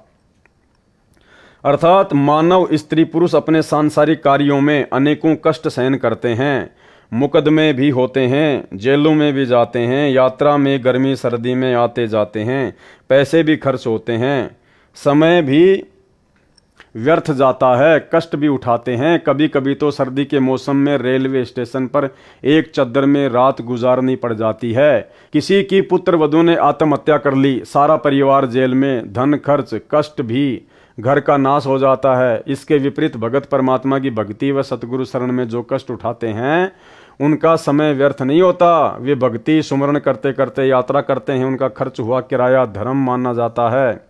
जो हिसार कोर्ट में केस में हाजिरी के लिए तारीखों पर आते हैं उनको आम के आम, गुटलियों के दाम दोनों मिलते हैं। जैसे अनेकों अनुयायी गुरुजी के दर्शन व जेल धाम पर दंडवत प्रणाम करने महीने में कई बार आते हैं, जो निकट के निवासी हैं, दूर दूर स्थान वाले भी महीने में 2 महीने में दंडवत प्रणाम करने संत दर्श को चलने का पुण्य लाभ लेने आते हैं। अब भाइयों और बहनों, संत दर्श का पुण्य लाभ ऐसे नहीं मिलता है। संत दर्श का पुण्य लाभ जब मिलता है जब आपको संत के दर्शन हो, संत का आशीर्वाद मिले, उसको संत दर्श का लाभ मिलता है। संत दर्श को चालिए तज माया अभिमान, और ज्यों ज्यों कदम आगे धरे त्यों त्यों यज्ञ समान। ये वाणी परमात्मा ने किस परिस्थिति में बोली थी? जब द्वापर युग में पांडवों का यज्ञ सफल नहीं हो रहा था और श्री कृष्ण जी 5 पांडवों को नंगे पैर सुदर्शन सुपच की झोपड़ी में लेके गए थे। उस समय के लिए परमात्मा ने ये वाणी बोली है कि संत दरस को चालिए तज माया अभिमान, क्योंकि श्री कृष्ण जी और 5 पांडव 2-3 किलोमीटर पहले ही अपने रथ से नीचे उतर गए थे, नंगे पैर हो लिए थे और परमात्मा की झोपड़ी तक गए थे। और जब वो झोपड़ी में गए तो सुपथ सुदर्शन के रूप में उनको परमात्मा के दर्शन भी हुए। क्या आज वर्तमान में हिसार जेल के आगे नाक रगड़ने वालों को संत रामपाल जी के दर्शन हो रहे हैं? क्या संत रामपाल जी का आशीर्वाद मिल रहा है? इसलिए भाइयों और बहनों, ये आप और हमारी ये परीक्षा है। इस वाणी का फायदा उठाकर सतलोक आश्रम मैनेजमेंट हरियाणा वालों ने हमारे को मूर्ख बनाया। अगर हिसार जेल के आगे जाकर नाक रगड़ने से, दंडवत प्रणाम करने से ही गुरुजी का आशीर्वाद मिलता है, तो भाई फिर बाकी दिन जो आप अपने घर पर आरती के समय, सत्संग सुनने से पहले या वैसे सुबह शाम जो गुरुजी को दंडवत प्रणाम करते हो अपने घर पर, इसका मतलब उस दंडवत का तो कोई लाभ आपको नहीं मिल रहा, क्योंकि लाभ तो आपको हिसार जेल के आगे जाकर दंडवत करने से ही मिलेगा। क्या आपके घर पर परमात्मा नहीं है? क्या आपके घर पर आपके गुरुदेव भगवान विराजमान नहीं है? अगर आपके घर पर गुरुजी विराजमान नहीं है तो घर पर आप जो दंडवत करते हैं तो क्या दीवारों के सामने करते हैं?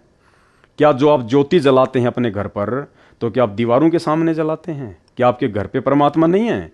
तो यहाँ सतलोक आश्रम मैनेजमेंट हरियाणा ने परमात्मा की इस वाणी का फायदा उठाकर ज्यादा से ज्यादा संख्या में भक्तों को इशार तारीखों पर बुलवाया ताकि कोर्ट की कार्यवाही में बाधा उत्पन्न हो। तो ये हमारी ज्ञान की परीक्षा है वर्तमान में। मात्र हिसार जेल के आगे जाने से, माथा रगड़ने से कोई लाभ नहीं मिलेगा। परमात्मा कहते हैं मौकों कहाँ ढूंढे रे बंदे, मैं तो तेरे पास में। और हम रोज संध्या आरती पढ़ते हैं, गुरुदेव क्या कहते हैं? घट ही में गंगा, घट ही में जमुना, घट ही में है जगदीश सतगुरु तारेंगे। तो जगदीश कौन है? जगदीश है सतगुरु रामपाल जी भगवान, कबीर भगवान।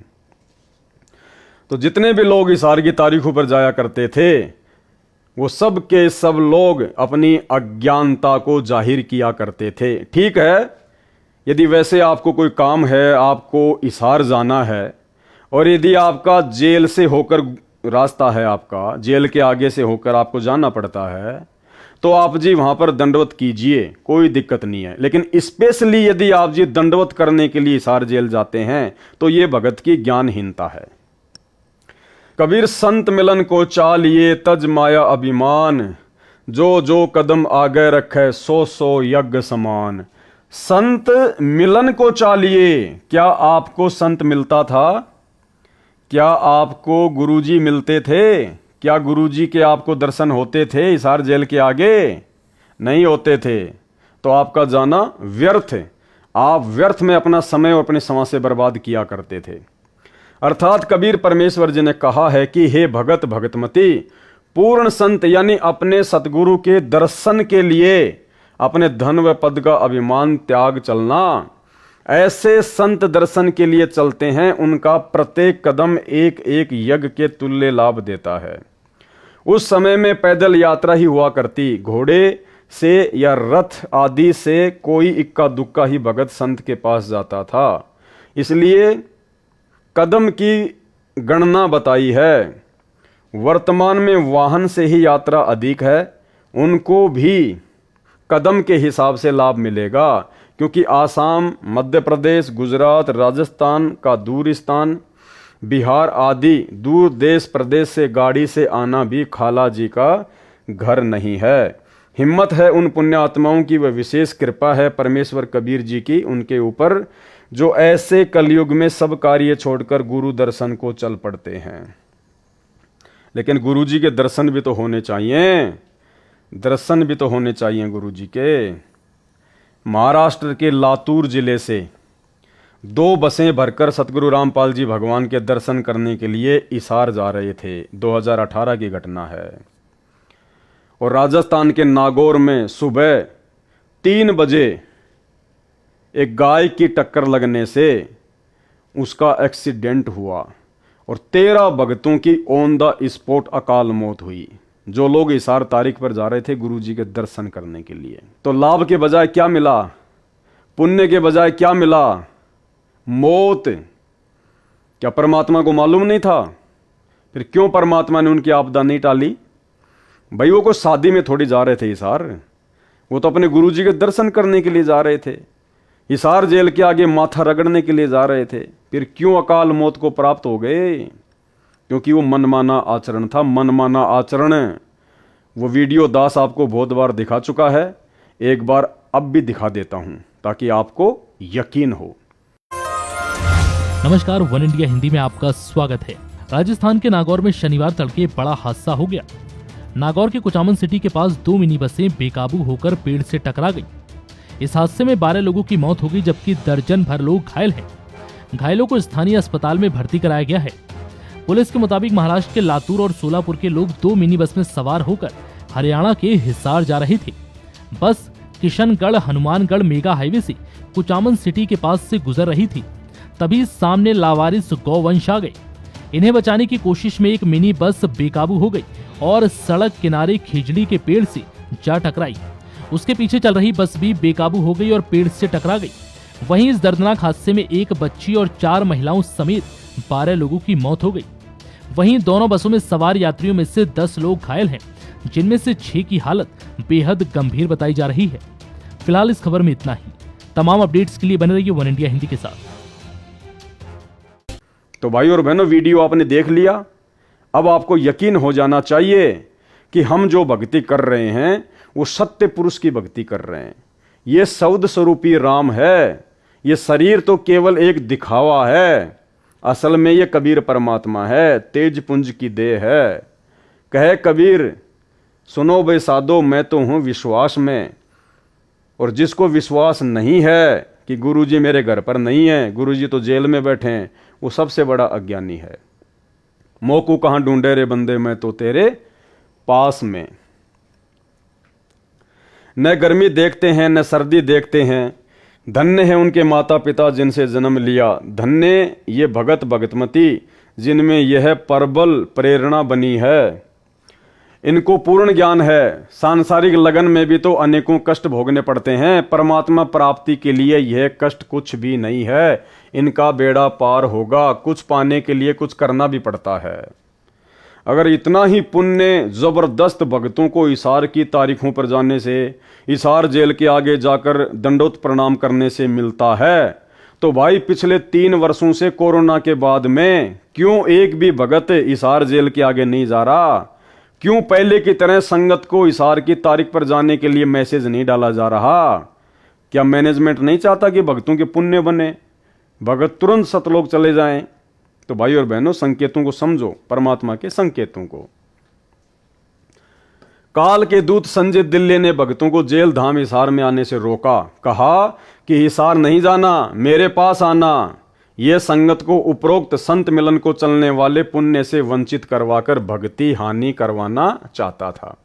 परंतु दास के आदेश के पश्चात और अधिक संगत हिसार आने लगी, जबकि आदेश किसी ने नहीं सुना गुरुजी का। किसी ने नहीं सुना कि भाई तुम हिसार की तारीखों पे आओ, हिसार की तारीखों पे आओ।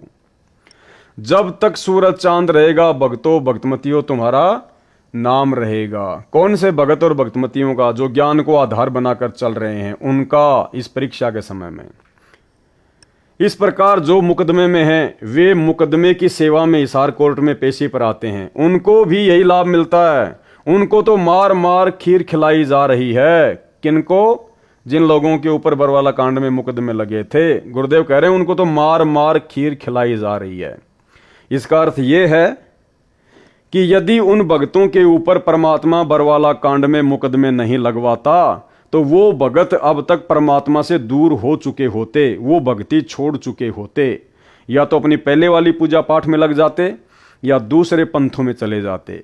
लेकिन अच्छी आत्माएं थी, इसलिए परमात्मा ने उनको अपने चरणों में लगाए रखने के लिए उनके ऊपर मुकदमे लगवाए, ताकि वो मजबूरीवश परमात्मा से जुड़े रहें, अपने गुरुजी से जुड़े रहें। इसलिए परमात्मा कह रहे हैं उनको तो मार मार के खीर खिलाई जा रही है। धन्य भाग है उनका, पूर्ण ज्ञान है उनको भी, नहीं तो विचलित हो जाते। कोई भी टस से मस नहीं हुआ। 1-2 ज्ञान में कच्चे थे, वह उसके संजय दिल्ली के जाल में फंसे हैं, ना कि पवन दास के जाल में। गीता अध्याय 3 श्लोक 14-15 का सरलार्थ।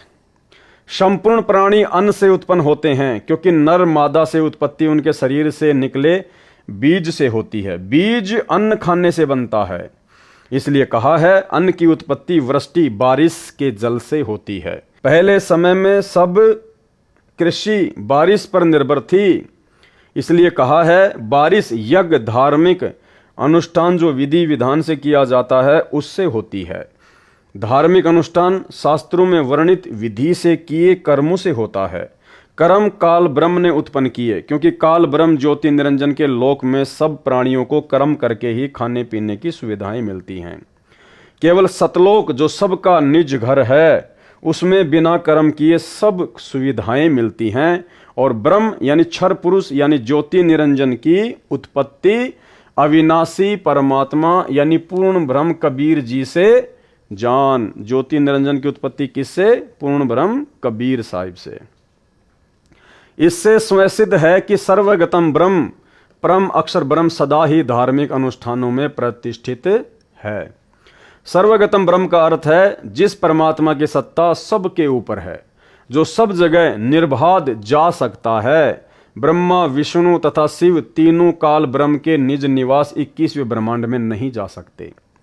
ये सर्वगतम सर्वव्यापी नहीं है। काल ब्रह्म क्षर पुरुष अक्षर पुरुष के लोक में नहीं जा सकता। यह भी सर्वगतम ब्रह्म अर्थात सर्वव्यापी परमात्मा नहीं है। अक्षर पुरुष परम अक्षर ब्रह्म के सतलोक में नहीं जा सकता, इसलिए यह भी सर्वगतम ब्रह्म अर्थात सर्वव्यापी परमात्मा नहीं है। परंतु परम अक्षर ब्रह्म अर्थात कबीर देव सतगुरु रामपाल जी भगवान सत्य पुरुष कबीर जी सब लोकों में निर्बाध रूप से जा सकता है। वेद भी कहते हैं कि पूर्ण परमात्मा ऊपर सबसे ऊपर के लोक में बैठा है, वहां से चलकर पृथ्वी पर आता है। रास्ते में अक्षर पुरुष का लोक भी है, उसमें भी आता है, फिर क्षर पुरुष के लोक में पृथ्वी पर आता है। संत गरीबदास जी ने भी यही कहा है कि अजब नगर में ले गए हमको सतगुरु आण, झिल के बिंब अगाध गति सूते चादर ताण। अमर लोक से सतगुरु आए रूप धर्या करवाना, ढूंढत ऊंट महल पर डोले बूझत सा बयाना। अर्थात कबीर परमेश्वर जी जो गरीबदास जी के सतगुरु हैं, वे मेरे को संत गरीबदास जी को सतलोक से चलकर आकर गांव छुडानी में मिले, अपने अमर लोक सतलोक में लेकर गए।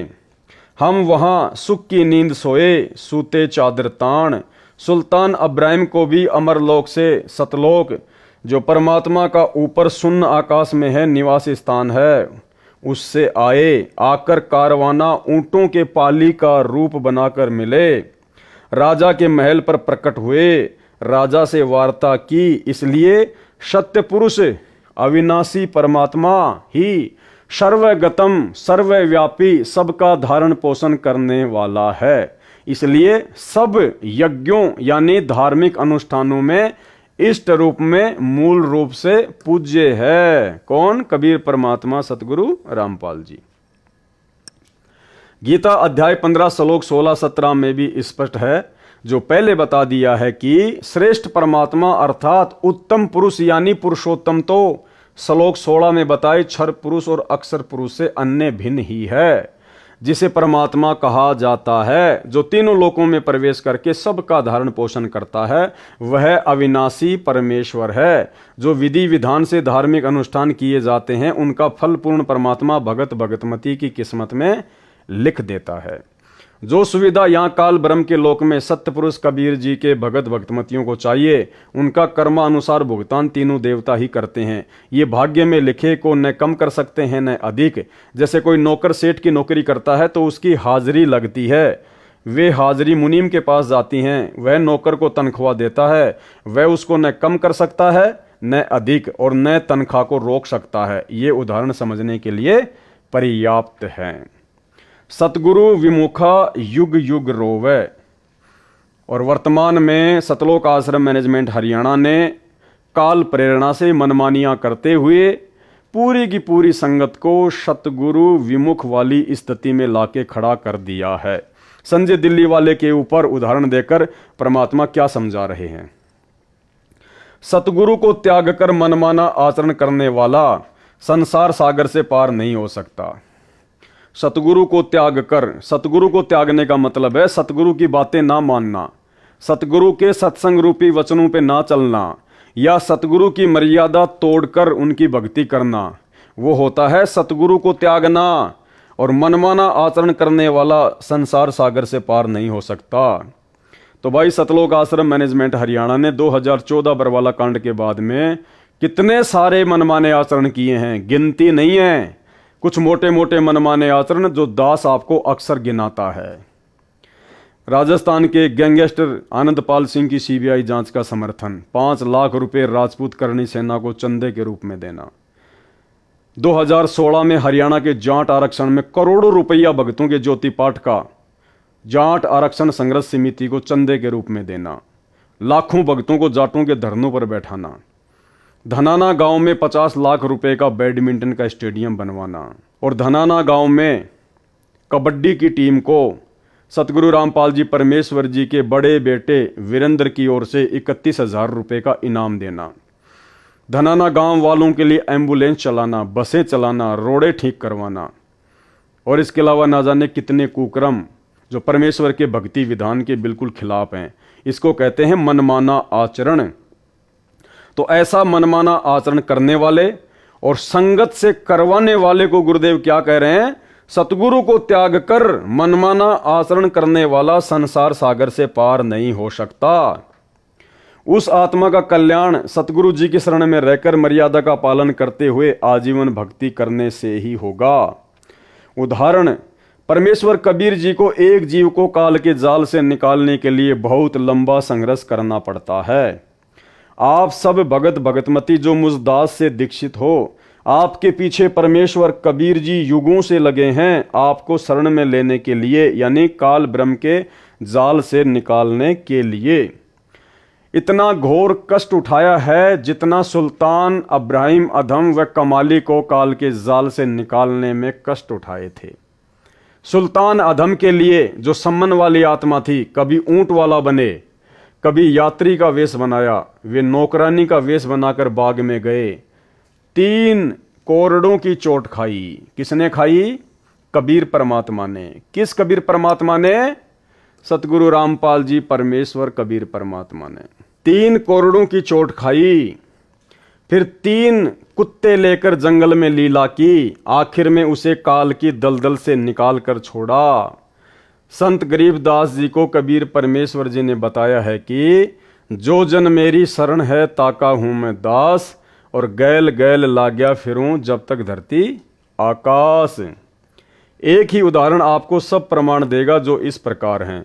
जीव को अपनी शरण में लेने के लिए परमेश्वर कबीर जी पहले जीव की शरण में स्वयं जाते हैं, यानी समझाने के लिए। प्रमाण, जो कमाली लड़की शेख तकी की बेटी थी, उसको कैसे शरण में लिया और सतगुरु शरण त्याग कर उसने क्या क्या कष्ट उठाए, तथा अंत में सतगुरु शरण में आकर ही मोक्ष प्राप्त किया। एक पुस्तक दास ने लिखी है, आध्यात्मिक ज्ञान गंगा। उसमें परमेश्वर कबीर जी का चारों युगों में प्रकट होने का वर्णन है। सतयुग तथा त्रेता युग में स्वामी रामानंद काशी वाले की आत्मा वेद विद व गंगाधर नाम का ऋषि था, तथा कमाली वाली आत्मा उसकी पत्नी दीपिका व सूर्या नाम से थी। जो दोनों युगों में जन्मे, वे दोनों प्रत्येक युग में पति पत्नी बने, दोनों जन्मों में निसंतान रहे। उन आत्माओं को शरण में लेने के लिए परमेश्वर कबीर जी दोनों युगों में बालक रूप में उनको मिले। उनको अपने परवरिश की सेवा देकर पुण्य भागी बनाया, परंतु उन जीवनों में उन दोनों ने दीक्षा नहीं ली। शरीर छोड़कर दोनों स्वर्ग गए। फिर दोनों का पृथ्वी पर भिन्न भिन्न स्थानों पर जन्म होता रहा। स्वामी रामानंद जी को भी कलयुग में शिष्य बनकर शरण में लिया। कमाली की कथा इस प्रकार है। दीपिका व सूर्या वाली आत्मा मुसलमान धर्म में राबिया नाम की कन्या के रूप में जन्मी। जब वह 12-13 वर्ष की थी तब सतपुरुष कबीर जी उसको जिंदा बाबा के रूप में जंगल में मिले। उसे ज्ञान समझाया। पूर्व जन्म के शुभ संस्कार से, यहाँ पर यह प्रिंटिंग में मिस्टेक हुई है सतलोक आश्रम मैनेजमेंट हरियाणा के द्वारा, यहाँ पर ये लड़की है ना कि ये लकड़ी। उसे ज्ञान समझाया। पूर्व जन्म के शुभ संस्कार से लड़की ने शीघ्र ज्ञान समझकर दीक्षा ले ली। 4 वर्ष वह साधना की, फिर धर्म के व्यक्तियों के दबाव से त्याग दी। मुसलमान धर्म वाली साधना करने लगी। पूरी कथा आप पुस्तक आध्यात्मिक ज्ञान गंगा तथा पुस्तक कबीर परमेश्वर में पढ़ें। यहाँ केवल उसी प्रसंग पर चर्चा करूंगा जो आप जी को समझाना चाहता हूँ। राबिया गुरुद्रोही नहीं हुई, गुरु विमुख हो गई, यानी गुरु जी को त्याग दिया, यानी उनके द्वारा बताई सत्य साधना किसी कारण से त्याग दी, जिस कारण से उसको पूर्व जन्मों में की बाल भगवान कबीर जी की सेवा तथा राबी वाले जन्म में 4 वर्ष की सत्य साधना से 3 मानव जन्म और मिले। राबिया वाले जन्म में विवाह हुआ, परंतु पति से मिलन भी नहीं किया। आजीवन ब्रह्मचार्य का पालन किया। मक्का धाम की हज यात्रा के दौरान मार्ग में एक कुतिया जो प्यास से मरने वाली थी को कुएं से जल निकाल कर पिलाया, उसकी जान बचाई। कुएं की बाल्टी कुएं में गिरी थी, यानी बाहर नहीं थी। राबिया ने अपने सिर के बाल उखाड़े, उसकी रस्सी बनाई, अपने शरीर के वस्त्र उतार कर रस्सी से बांधे, कुएं में वस्त्र भिगो भिगो कर कुतिया की प्यास बुझाई। सिर से रक्त निकला, उसे वस्त्रों के जल से साफ किया। गीले वस्त्र पहने यात्रा पर पैदल जा रही थी, चलने लगी। उसी समय मक्का वाला मंदिर उड़कर कुएं के साथ लगकर खड़ा हो गया। राबिया तो चली ही मक्के के लिए थी। तुरंत मक्के में प्रवेश किया। मक्का हवाई जहाज की तरह उड़ चला, उसी स्थान पर स्थापित हो गया। पूरे मुसलमान समाज में राबिया की भक्ति की चर्चा हुई। सबने मान लिया कि राबिया तो सीधी स्वर्ग बहिशत में जाएगी, परंतु ऐसा नहीं हुआ। संत गरीबदास जी ने बताया है कि गोरख से ज्ञानी घणे, सुखदेव जति जिहान, सीता सी बहु भारिया, संत दूर अस्तान। अर्थात गोरखनाथ जी परमात्मा कबीर जी से ज्ञान सुनकर मान बैठा था कि मेरे समान कोई ज्ञानी नहीं, परंतु पार नहीं हुआ क्योंकि उसको निज नाम नहीं मिला। परमेश्वर कबीर जी ने कहा कि 33 अरब ज्ञान हम भाखा, मूल ज्ञान हम गुप्त ही राखा। सुखदेव ऋषि जैसे जति पुरुष दुनिया भर के हैं, यानी अनेकों हैं जो केवल अपनी पत्नी तक ही सीमित रहे हैं तथा पर स्त्री को कभी नहीं छुआ। सीता जैसी भारिया पत्नी बहुत हैं जो अपने पति के अतिरिक्त अन्य पुरुष में सौपन में भी आस्था नहीं करती। परंतु मोक्ष तो सतगुरु की शरण में सत्य साधना मर्यादा में रहकर करने से होगा, यानी मर्यादा भक्ति में प्रथम है। और जिन मर्यादाओं का अकाल सतलोक आश्रम मैनेजमेंट हरियाणा के साथ जुड़ी हुई संगत में पड़ा हुआ है, केवल उपरोक्त महिमा से नहीं होगा। तुम जो ये काम कर रहे हो ना, मर्यादा तोड़कर जगत वालों का साथ देना, धनाना वालों का साथ देना, स्टेडियम बनाना, बसें चलाना, एम्बुलेंस चलाना, तो गुरुदेव कहते हैं कि तुम्हारी फोकट समाज में महिमा बन जाएगी, लेकिन उपरोक्त महिमा से नहीं होगा। क्या मोक्ष नहीं होगा तुम्हारा? मोक्ष तो मर्यादा में रहकर गुरु जी के वचन में चलने से ही होगा। कहा है कि उपरोक्त प्रकार के मानव असंख्य मिल जाएंगे, परंतु संत का घर दूर है। संत का घर दूर यानी मर्यादा में रहकर भक्ति करने वाले भक्तों के घर बहुत दूर हैं। यानी संत सतगुरु के समान महान व कल्याणकारक कोई नहीं। ऐसे संत का मिलना सुदुर्लभ है। गीता अध्याय 7 श्लोक 19 में भी काल ब्रह्म ने कहा है कि हे अर्जुन, बहुनाम जन्मानाम अंतते ज्ञानवान माम पर पद्यते वासुदेव सर्वम इति स महात्मा सुदुर्लभ है। अर्थात मुझ काल ब्रह्म की भक्ति अनेकों जन्म जन्मांतरों के बाद कोई एक करता है। अन्य जन्मों में सब अन्य देवी देवताओं की भक्ति करते रहते हैं, परंतु वासुदेव सर्वव्यापी सबका मालिक परम अक्षर ब्रह्म वही पूज्य है, वही सबका उत्पत्ति करता है, वही सबका धारण पोषण करता है, वही परमात्मा कहा जाता है, वही पुरुषोत्तम उत्तम पुरुष है, वही वास्तव में अविनाशी है। और वो अविनाशी उत्तम पुरुष सबका धारण पोषण करने वाला आप और हमारा सौभाग्य जो सतगुरु रामपाल जी परमेश्वर जी के रूप में हमें प्राप्त हैं।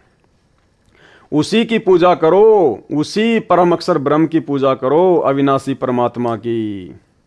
यह ज्ञान बताने वाला और उसके पास तीनों नाम हो, उसको सार शब्द का ज्ञान हो।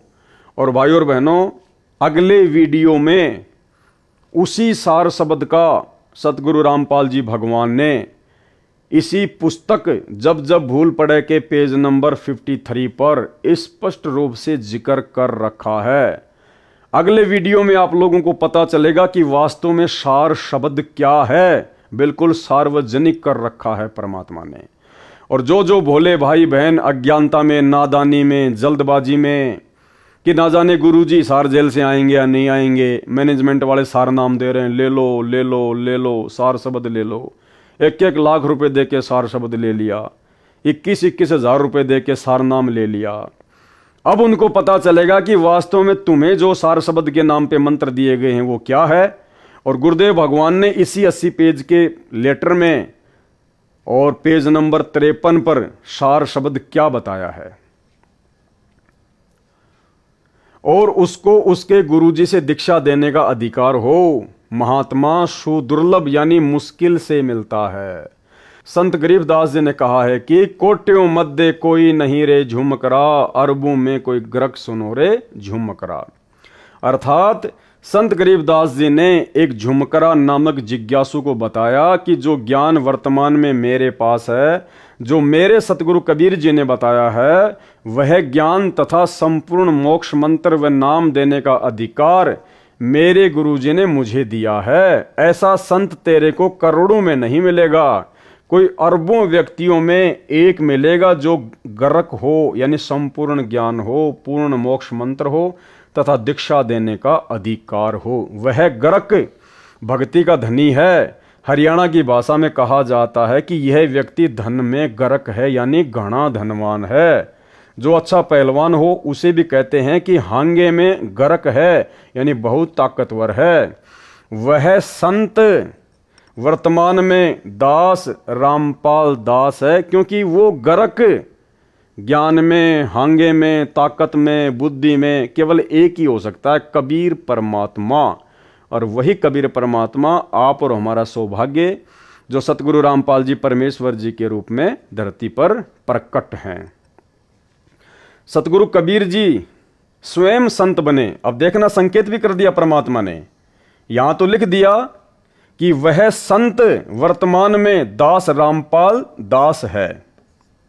अब आगे संकेत भी कर दिया, सतगुरु कबीर जी स्वयं ही संत बने थे, स्वयं ही सतपुरुष के अवतार बने, यानी स्वयं सतपुरुष हैं।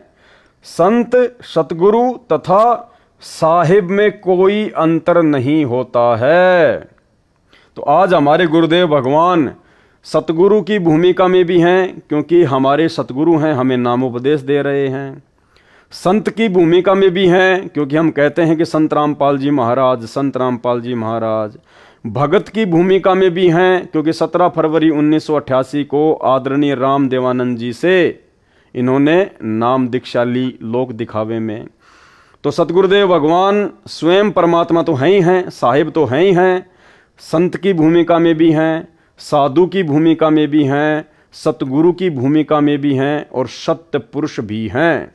तो यहाँ गुरुदेव ने इशारा कर दिया कि वो कबीर परमात्मा, वो सतगुरु कबीर जी जो स्वयं ही संत बनते हैं, सतपुरुष बनते हैं, सतगुरु बनते हैं, उसमें और साहिब में यानी परमात्मा में कोई अंतर नहीं होता है।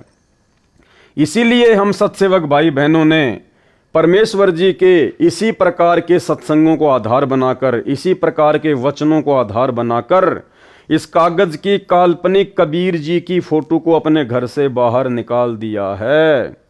क्योंकि जब सारे के सारे गुण हमारे गुरुदेव भगवान में हैं, एक कै साधें सब सदें, सब साधें सब जाए, और माली सींचे मूल को फले फुले अगाए, तो फिर हमें भला इस कागज के टुकड़े की, कबीर जी की कही जाने वाली काल्पनिक हाथ से बनाई हुई बनावटी फोटो की क्या आवश्यकता है।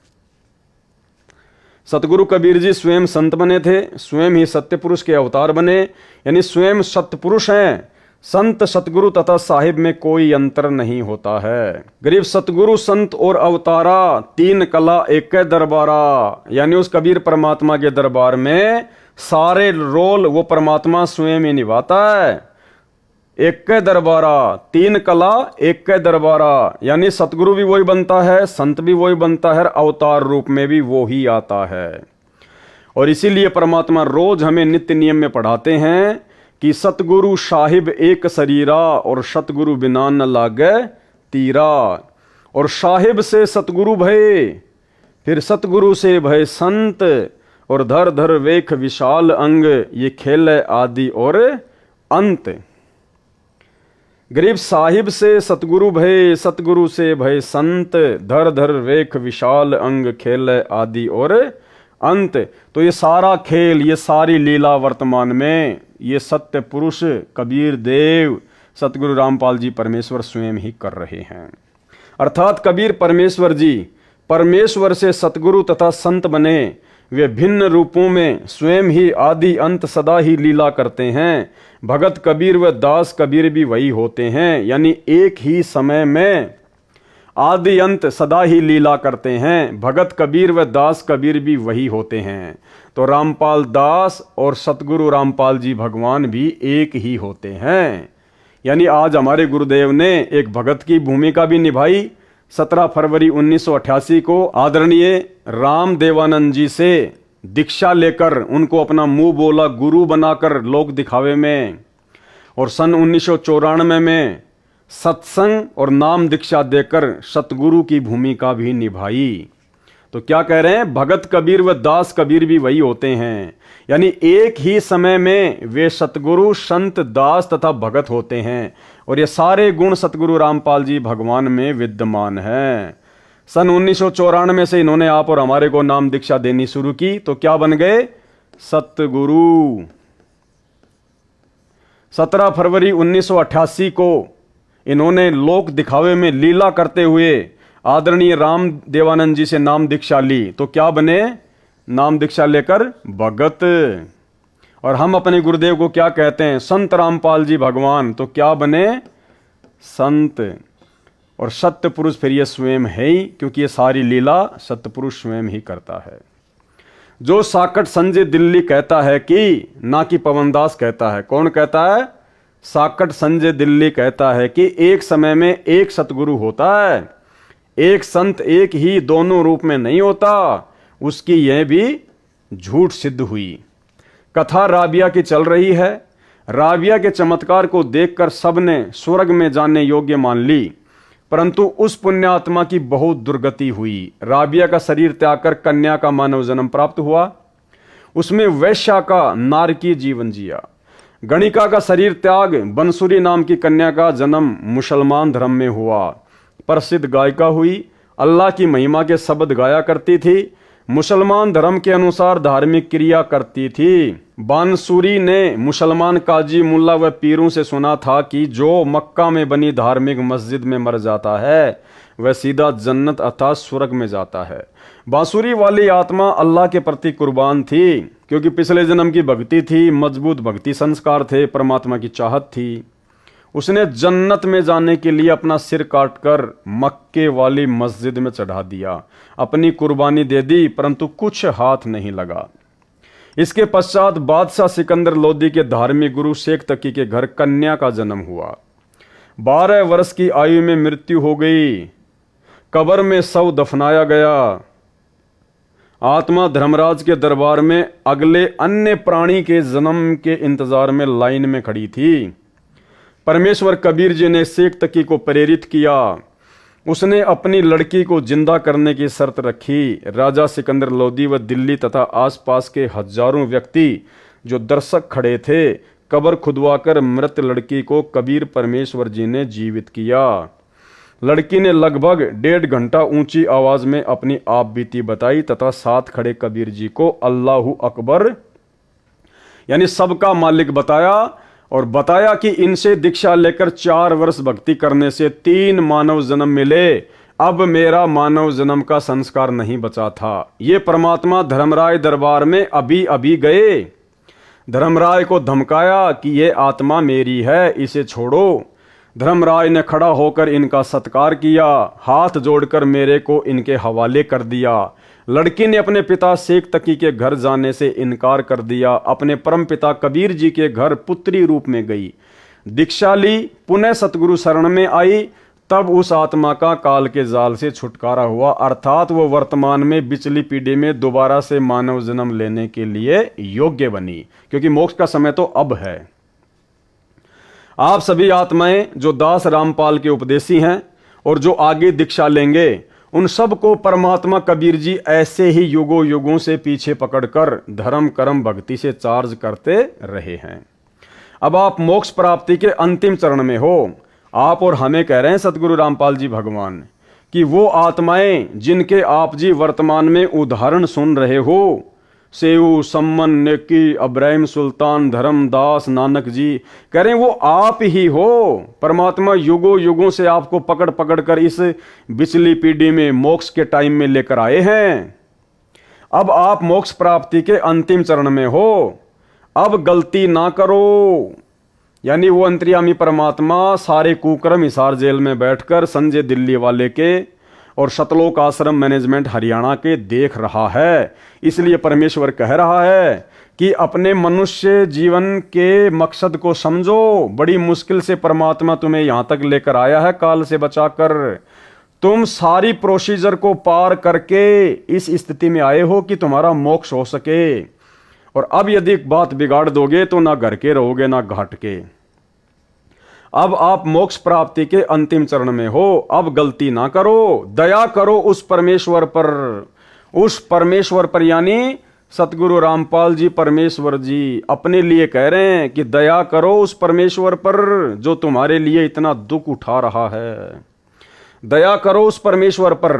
ये संजय के आगे परमात्मा नहीं गिड़गिड़ाएंगे, वो तो गुरुद्रोही है, वो तो काल का दूत है। परमात्मा ने पहले ही आपको साबित कर दिया कि काल ने स्पेशल अपना दूत भेजा हुआ है संजय को।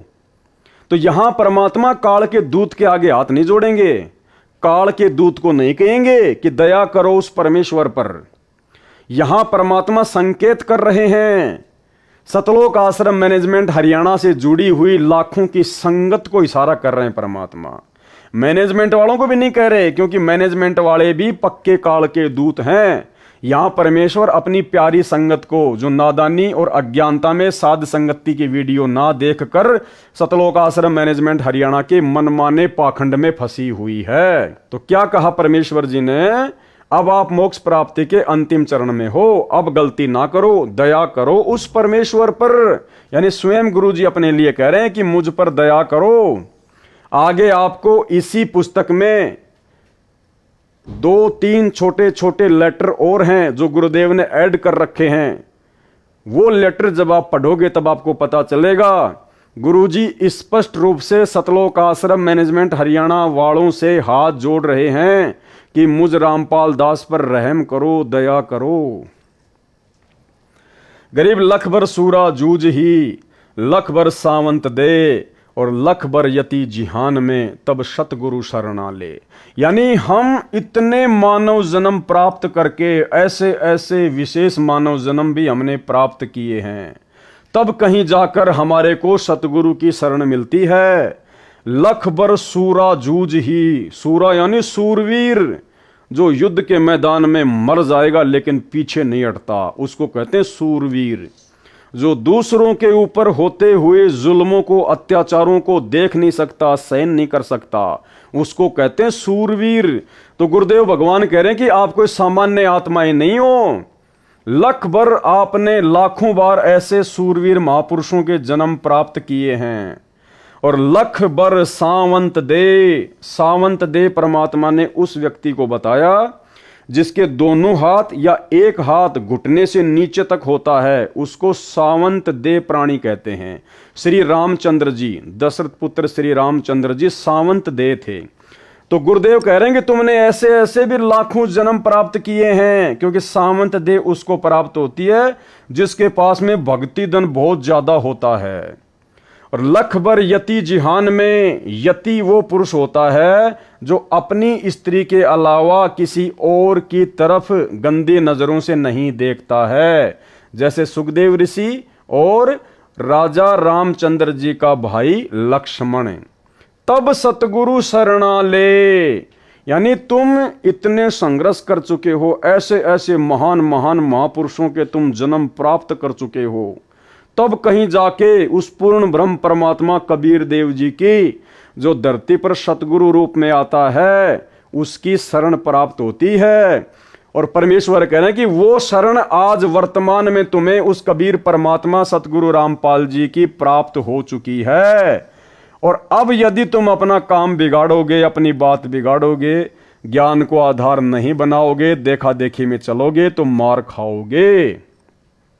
अब आप मोक्ष प्राप्ति के अंतिम चरण में हो, अब गलती ना करो, दया करो उस परमेश्वर पर।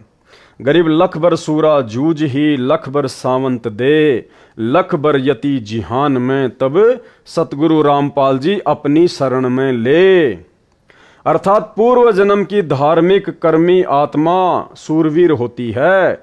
सूरवीर कोई बुराई नहीं करता, निर्बल को नहीं सताता, अन्यायी बलवान से कभी नहीं डरता, अन्याय न करता है न सहन करता है, आन बान शान के लिए, देश के लिए, कौम के लिए कुर्बान हो जाता है, उल्टा कदम नहीं रखता।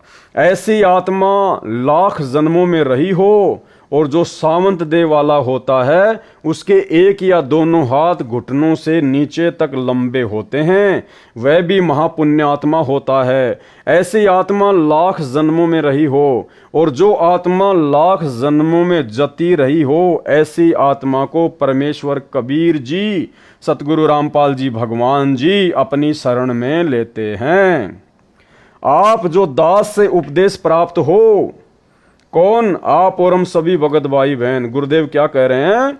आप जो दास से उपदेश प्राप्त हो, इनसे भी कई गुणा नेक रहे हो। यानी लख बर सूरा जूझ ही, लख बर सावंत दे, लख बर यति जहान में, इनसे भी कई गुणा ज्यादा नेक आत्माएं आप और हम रह चुकी हैं, जिनको आज गुरुदेव भगवान ने अपनी शरण में लिया। आप तो अंतिम चरण में पहुंच गए हो। जो अब गलती करेगा, जो अब गलती करेगा, उसको फिर लंबा सफर तय करके इस अंतिम चरण तक पहुंचना होगा। भाइयों और बहनों, उदाहरण के लिए जैसे एक क्रिकेट की टीम होती है, और जब विश्व कप के लिए मैच होता है तो उस क्रिकेट की टीम को कितने टूर्नामेंट खेलने पड़ते हैं, कितने मैच खेलने पड़ते हैं, कितना संघर्ष करना पड़ता है, कहां कहां जाना पड़ता है, कितने दिन लगते हैं, कितनी टीमों के साथ में उसको भिड़ना पड़ता है, हारने जीतने का कितना डर होता है, तब कहीं जाकर वो फाइनल में टीम पहुंचती है, यानी लास्ट टीम के साथ में आमने सामने होती है। वो होता है उसका अंतिम चरण।